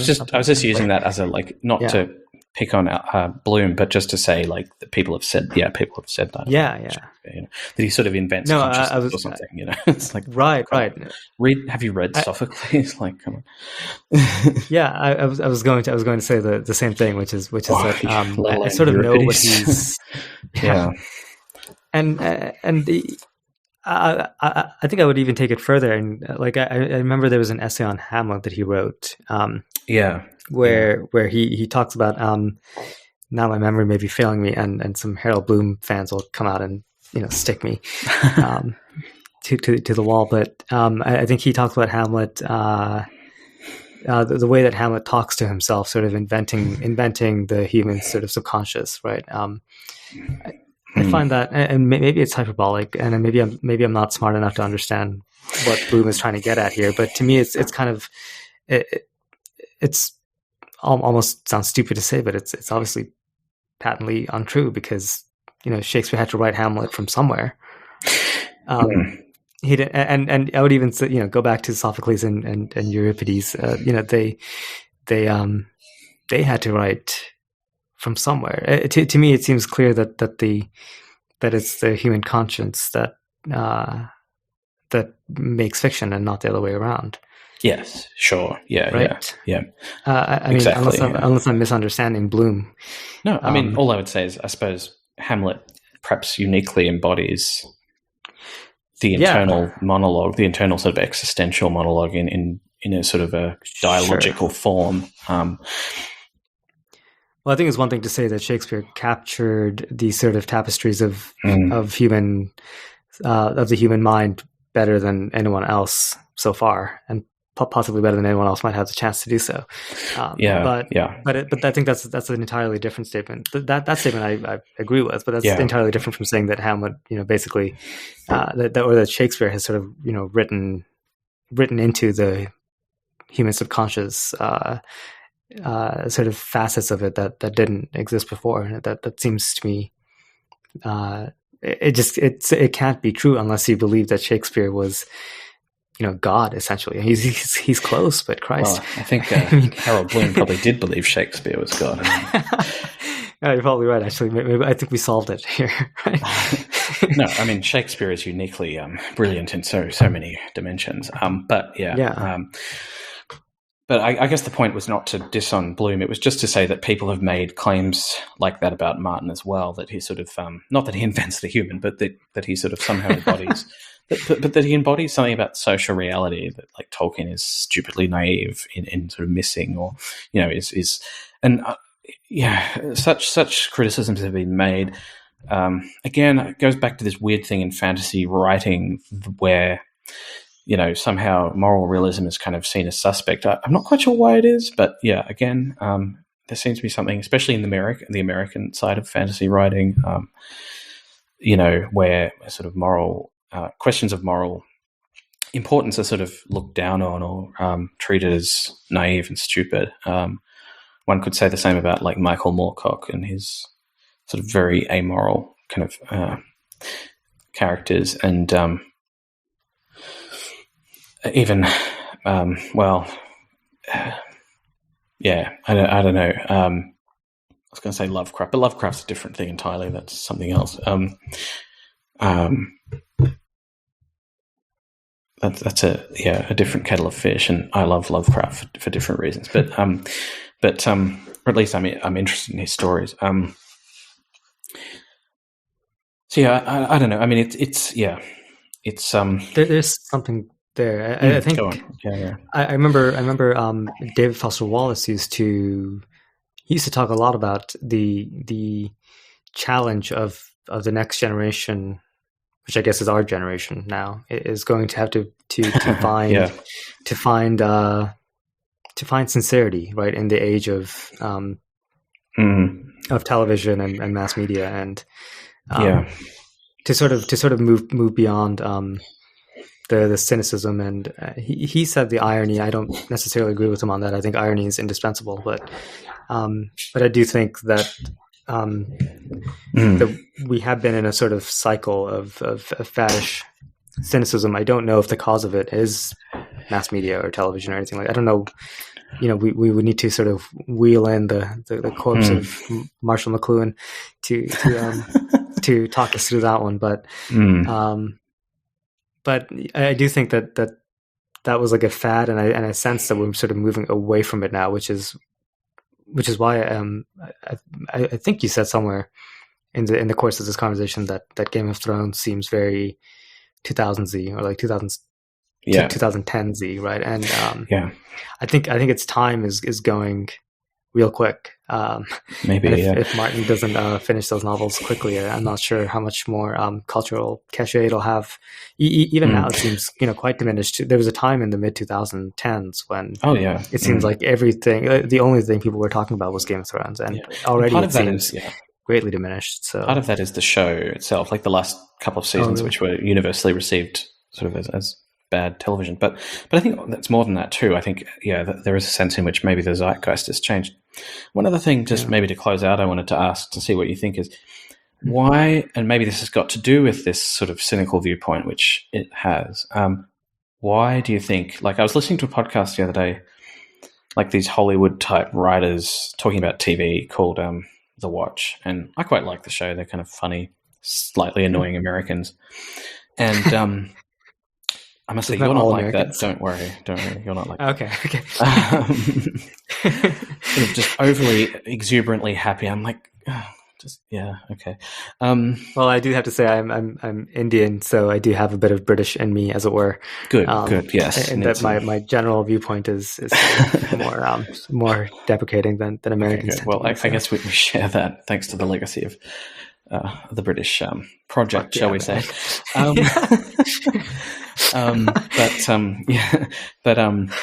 Anyway, I was listening to this podcast and they were talking about, the House of the Dragon trailer, and they were like really looking forward to it, and we're going to watch this every week and talk about it. And they were talking about, are we really ready to go back to this? Game of Thrones, we were so deep into it, and like we were into the lore, and we did 2 episodes a week on it, and I was like, what captured Hollywood so comprehensively, in Game of Thrones? Like, was it just the worldview, the sort of this sense that it sort of cohered, some sense that it cohered with the left wing, the general sort of left wing world picture somehow? It was depicting a medieval age, but it was sort of standing aloof of it from a modern perspective and critiquing it. And in doing so, it was kind of also critiquing the modern period by analogy. And therefore, unlike Tolkien, which sort of, embraces the certain virtues and positions of sort of what you might call a sort of medieval worldview, it sort of stands, if not against it, it sort of stands ironically at a distance.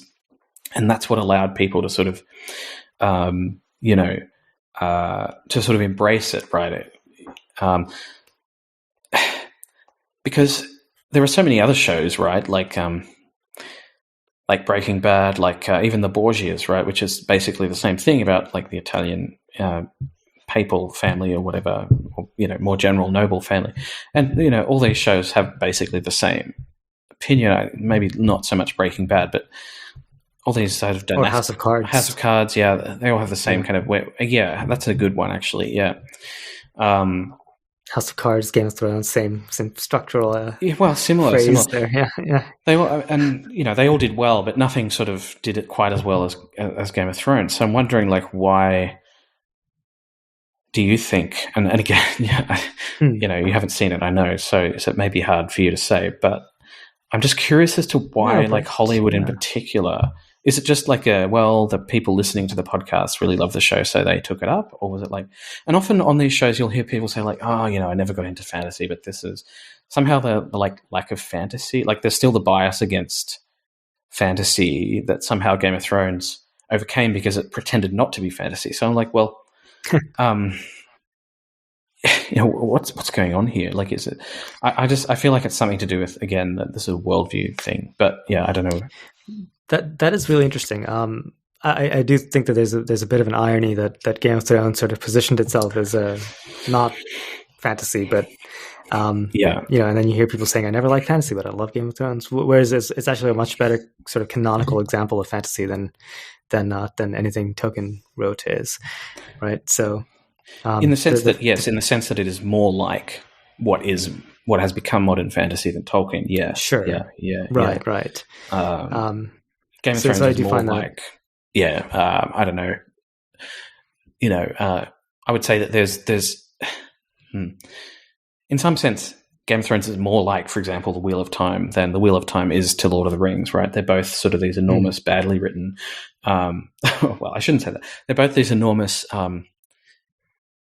series with multiple entries that cover, hundreds of characters.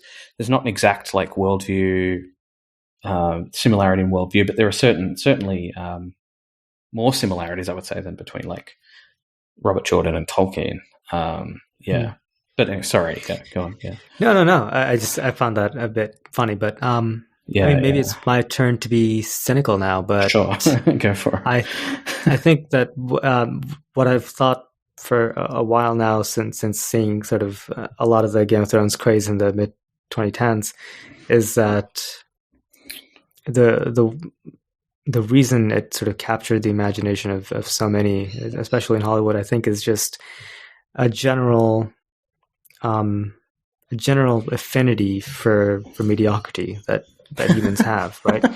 And mediocrity coupled with sort of sex, violence, dragons, and pyrotechnics. That's a powerful that's a cauldron.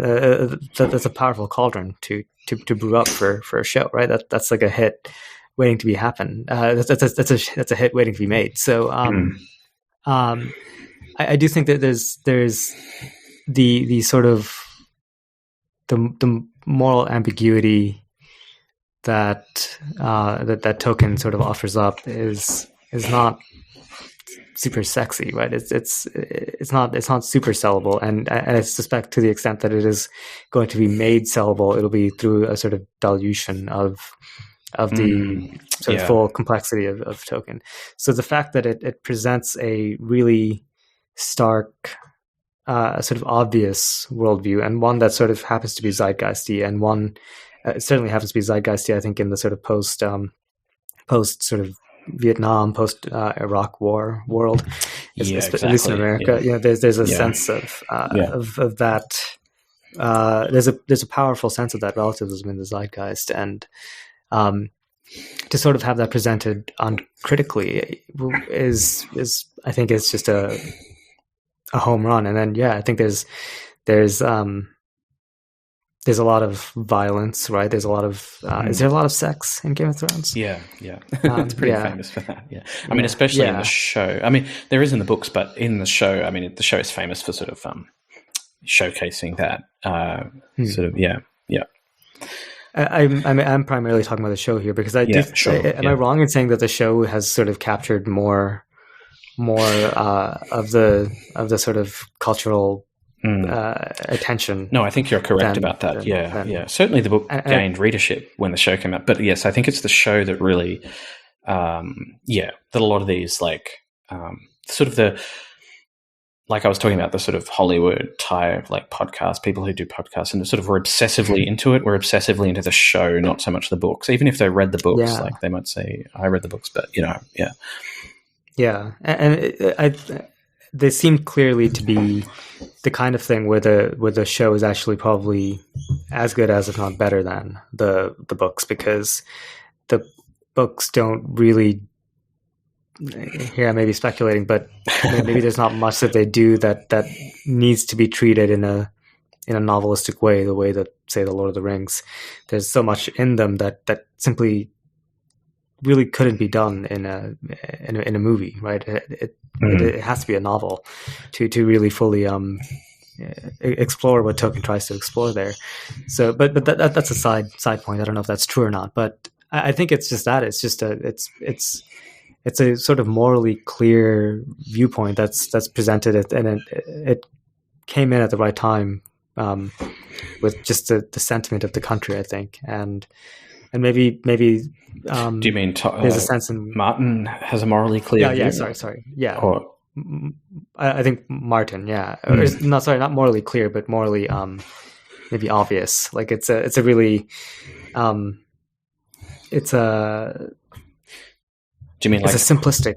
Do you mean like obvious in its like moral ambiguity and relativism, sort of? Yeah, but it's kind of, I guess maybe simplistic is the right word. Like it's sort of there's a sort of just, you can just easily say, it's the worldview is that power corrupts, right? I see what you mean now. Power is the end all. Okay. Yeah. There's not much thinking that needs to happen. There's not all that much of a sort of. There's not all that much a discussion of ambiguities that has to go on to sort of understand the sort of the motions of the mind of Martin and the characters that he creates. So basically, like, long story short, I wonder if it's just because it's sellable in a way that Tolkien is not, because it's simplistic and it's zeitgeisty, and then you throw gore, violence, sex, and I don't know, dragons or whatever else on top of it, and I think it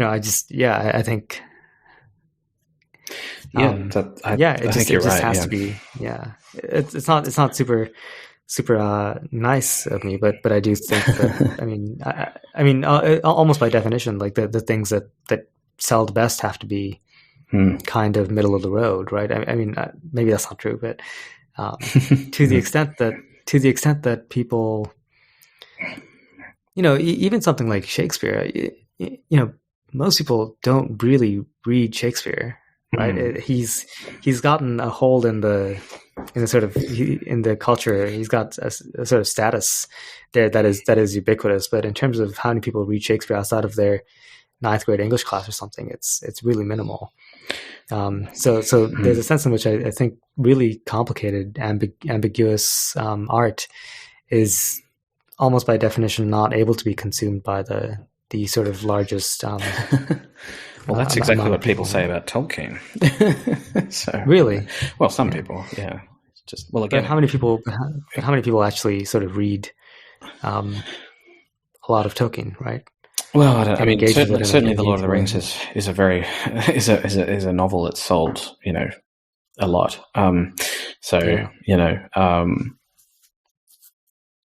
That's certainly true. I mean, how many people read beyond that, though? Yeah, is uncertain. But yeah. And that one, I think, you can fall for now squarely in the outlier category, because we're still only 20 years removed from the series that sort of swept at the Oscars. So I think we're still of that generation. So sure, yeah, I see. Yeah. I think once the light from those Peter Jackson movies sort of fades, I'm not sure how sort of wide the readership will be. I think it'll always kind of be fairly niche, right? In a certain sense, maybe. Yeah. That's interesting. Yeah. Certainly many aspects of case where, yeah. Certainly, yeah. Sorry, go on. Yeah. No, go for it. I was going to say, yeah, certainly many aspects of the world, or of the, beyond like Lord of the Rings and The Hobbit are not as widely read. So that's true. Yeah. Yeah. That was a lot of words to defend a sort of artistic hipsterdom, but no, that's yeah. So I will say I don't think that's always true, but I think in the case of Game of Thrones, maybe that's why. It's just it was the right thing at the right time, right? No, I think you're right. I mean, what you say resonates. Certainly, I think that that there was a zeitgeisty thing going on there, and that maybe the context you mentioned, sort of post 9/11, post Iraq War, is important, especially for the American left.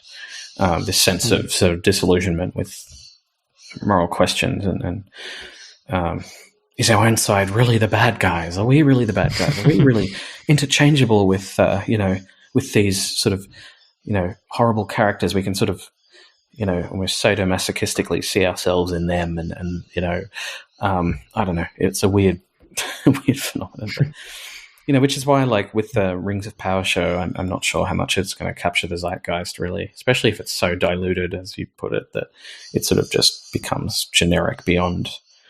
If it's anything like the Wheel of Time show, it will fail miserably, and it will deserve to. But, yeah. But we'll see. To bring it back to just sort of close out a bit. To bring it back to to sort of current geopolitics. I think it is interesting that. Oh no! Oh. You still there? Yeah. Okay. Yep. Oh yeah. Okay, good. I was worried that we lost all that. Yeah. But no, just the last 2 seconds, I think. Yeah. Yeah. Yeah, it is interesting that in the sort of the wake of Putin's invasion, we have seen a lot of people sort of saying the argument about how evil is it really, like what position are we in to criticize this invasion when we've done similar things in Iraq, etc. And people have been saying that kind of stuff for ages now, but to me at least, it seems to really hit a sour note now, and I think more people are kind of thinking that. So I do wonder if there is something in the zeitgeist that's changing, because I'm seeing fewer and fewer people sort of falling for that kind of reasoning. Yeah, I agree with that. Yeah, certainly you see less of it. There seems to be a clearer moral vision. I mean, maybe because I'm just trying to if we sort of seeing a sort of a Martin-esque response to this, and I'm sure Martin, has denounced the invasion and whatever, but if we were sort of, if this were something going on within his world, what would we see? Well, we would see a kind of situation where all the parties are kind of just treated almost as equivalent. Yes, the Russians are the invaders, but in Martin's world, like the Ukrainians should also have some kind of, Zelensky, for example, could not be treated as a sort of unambiguously heroic figure. He would have to be sort of somehow brought down, right? He would have to be, by some means, right? He'd have to be, sort of corrupt, and maybe God knows, he's probably not. I've no doubt he's not. He's without moral blemish, but I don't see a sort of widespread sense that Zelensky is, he's sort of interchangeable with Putin, right, or something. Right, yeah. I don't see that going on. Whereas if he was a character, you haven't been reading enough Michael Tracy. Well, I don't know who that is, but yeah, is he some sort of? You're better off keeping it that way. Yeah, I mean, there are those voices, and you've sort of heard from some on the left, like Chomsky and that said some weird things, but I definitely feel like that sort of stuff is is not central to the debate now. And that in general, people are happy to make a fairly clear moral distinction between the Ukrainians on the one side and the Russians on the other, given the reality of the invasion and the targeting of civilians and things like that, and would probably maintain that distinction even if there was evidence that, for example, some Ukrainian units had, illegally, for example, shot Russian prisoners of war or something, which, of course, is a condemnable act if it were true, right? You could sort of hold both statements in your mind. On the one hand, that the Russian invasion is a terrible crime, but also that acts like that are wrong, and holding both those statements in your mind doesn't sort of lead you to embrace sort of a both-sidism or a moral relativism, or to the other approach might be to see the Ukrainians as kind of the Starks, right, in the Game of Thrones novels, sort of noble, but they're not playing the Game of Thrones right. They're a bunch of fools because precisely due to their nobility, right? So Zelensky is kind of a fool in that vision, right? He's noble, but he's not playing the Game of Thrones. He's got to wrangle with Putin. Now, I guess one could say, well, Zelensky is playing the Game of Thrones because he's sort of this tough leader, right? But I think that only just complicates Martin's vision, because for him, as I've already sort of gone on about ad nauseum, to take some sort of moral stance is to invite accusations of hypocrisy. So again, it would just go back in Martin's word. It just goes back to that, right? Like, okay, well, if Zelensky isn't a fool, then he's a hypocrite. And on some level, it's not Zelensky and Putin who are morally sort of right or wrong. It's like the only sort of victims here are sort of the small folk. But even there, it's like if they were the rulers, the small folk, the people of Ukraine. But really, on some basic sense, though, they're just like the Russians. They're just as sort of condemnable. It's sort of a vision, I guess, of original sin, weirdly enough. Yeah. But, so that's sort of how I would feel like Martin's approach. Like if you actually took the sort of ethical vision of his stories into account, I don't think you could really draw a moral distinction between like Ukraine and Russia. It's all just part of this game, right? And indeed, in some sense, I think that is reflected in sort of some of the like geopolitics discussion, right? Which treats the relationship between countries, in that sort of way. But I don't see that is sort of at the center of the debate. There's definitely a sort of moral reaction in Western publics which belies that kind of approach. But whether that means the zeitgeist is changing or whatever, I don't know. But yeah. Or just this one act was so, Yeah. incomprehensibly evil that you would really have to have a few screws loose to. Like there was no sort of. Yeah. Well, it's hard to point to any sort of mitigating circumstance. Like in so many of these, like evil people are just misunderstood kind of narratives. Like like Game of Thrones. There's no actual like moral evil. It's just. It's all point of view. It's all perspective. It's all just misunderstanding people. Everyone's just as bad as one another. I think there's no place to stand there. Again, as I've said, like there's no place to stand to actually make judgments, to actually provide a moral judgment on anyone, because we're all kind of just equally as bad, or at least capable of badness. If that's even a meaningful word, right? If that's even meaningful in that context. I don't know. I mean, as I said, I just think in Martin's world, you couldn't actually, it would be meaningless to make that kind of moral judgment. And if you did, as I said, you would sort of just invite accusations that, are hypocritical. And that in Martin's world, like there'd be some mitigating factor, like the Ukrainians would have, planted nukes in Russia or something, they would have sort of invited, there would have to be some reason for why they kind of invited the invasion, because we can't have a situation where one party is like more or less morally inviolate, and really there is no particular reason for this invasion to have taken place. No, that's sort of an impossible situation in Martin's world. Like, you just have to there'd have to be some sort of culpability there on the part of the Ukrainians as well. And in some ways, that's kind of the argument that the Mearsheimer camp. Yes, exactly. Right? It's basically that argument. Yes. So in that world, like in Martin's world, the argument of the Mearsheimers, etc., would that would actually be true, right? And or at least that's one of the visions that I could see being true in that world, right? Yeah. Because you can't have actual nobility. You can't have actual heroism.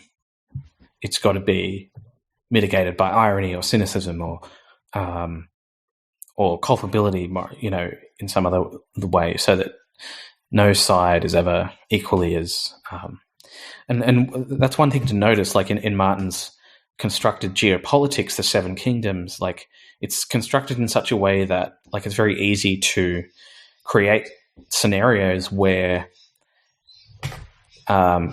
it's just kind of dynastic politics playing out on a larger scale, and in that sense, yes, it does reflect like the European Middle Ages or something like that. But to then claim that reflects all of history is to take one like context and blow it up, and also create a moral theory out of it, or at least suggest that somehow this represents all of moral reality. Which again is just not something like Tolkien fans, I think, do. Like, I don't think Tolkien fans read Lord of the Rings and say, well, all geopolitics is actually reducible to a battle between like a more or less good side and a more or less bad side. I think that's what Tolkien is saying or doing, right? I mean, that's not the point of it. Whereas I think like Martin fans are like, yeah, this is always what it's like. It's just, this is it, It's just a battlefield. Yeah. The fans of Tolkien who tend to be dogmatic are dogmatic about a particular other book. Yeah, that's right. Exactly. Yeah, they've already got their book that they're dogmatic about. It's not Tolkien. So yes, no, exactly. But yes, I mean, again, it does come back to that. Like, and I'll say it out loud. Like, yes, it is really only as far as I can tell, it's really only the Christian fans and a subset of them that find in Tolkien some sort of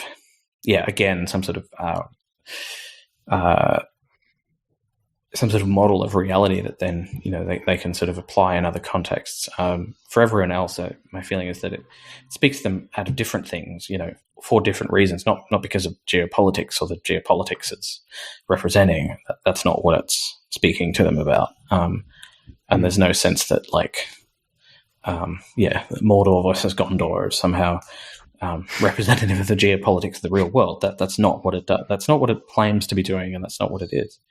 Whereas for the Seven Kingdoms, Martin's fans like, this is like it's not just, it's like medieval history, but it's also like modern history and geopolitics, just like this. So anyway, I'm going on and on, but the point is that I think people make claims for Martin's world that are simply hyperbolic and ridiculous. But anyway, that's hilarious. I clearly had to be spending more of my time on Game of Thrones subreddits.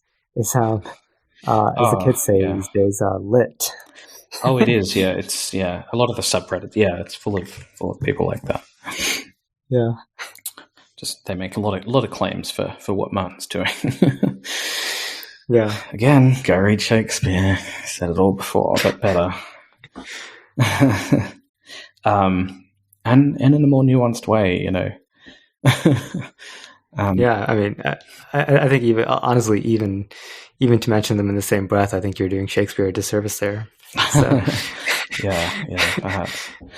Anyway, look, this has turned into a podcast about Game of Thrones, but I think it's an interesting discussion to have, and maybe I said some things that I wanted to say for a while, so that's good. But I guess we'll talk about Tolkien and death another time. Because that is an interesting topic, and maybe what we can do is, I'll gather a few more materials for that, so we have a little bit more structure. But sure. But I think this was a valuable conversation. So thanks very much. Yeah, I agree. This was super interesting. Yeah. I learned a lot about Game of Thrones.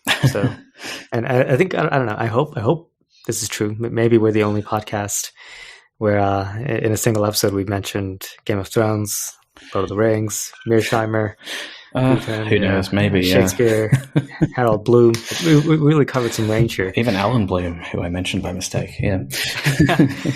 Yeah. I think he's a Straussian philosopher, isn't he, or something, or was? I don't know.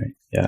I don't know much about. I read his sort of. Isn't there a big book of his that's like a translation and a commentary on Plato's Republic? Yeah. Okay. Yeah. Straussian. Yeah. That's all I know about him. I don't know. I'm not. Yeah. No, fair enough. All right. Well, we'll leave it there, and we'll come back to the show, and we'll probably discuss it in relation to House of the Dragon 2. By the show, I mean Rings of Power, of course. So we'll see you next time for the Silmarillion and Tolkien and death. So thanks, everyone, and I'll see you later, Shrita. Peace.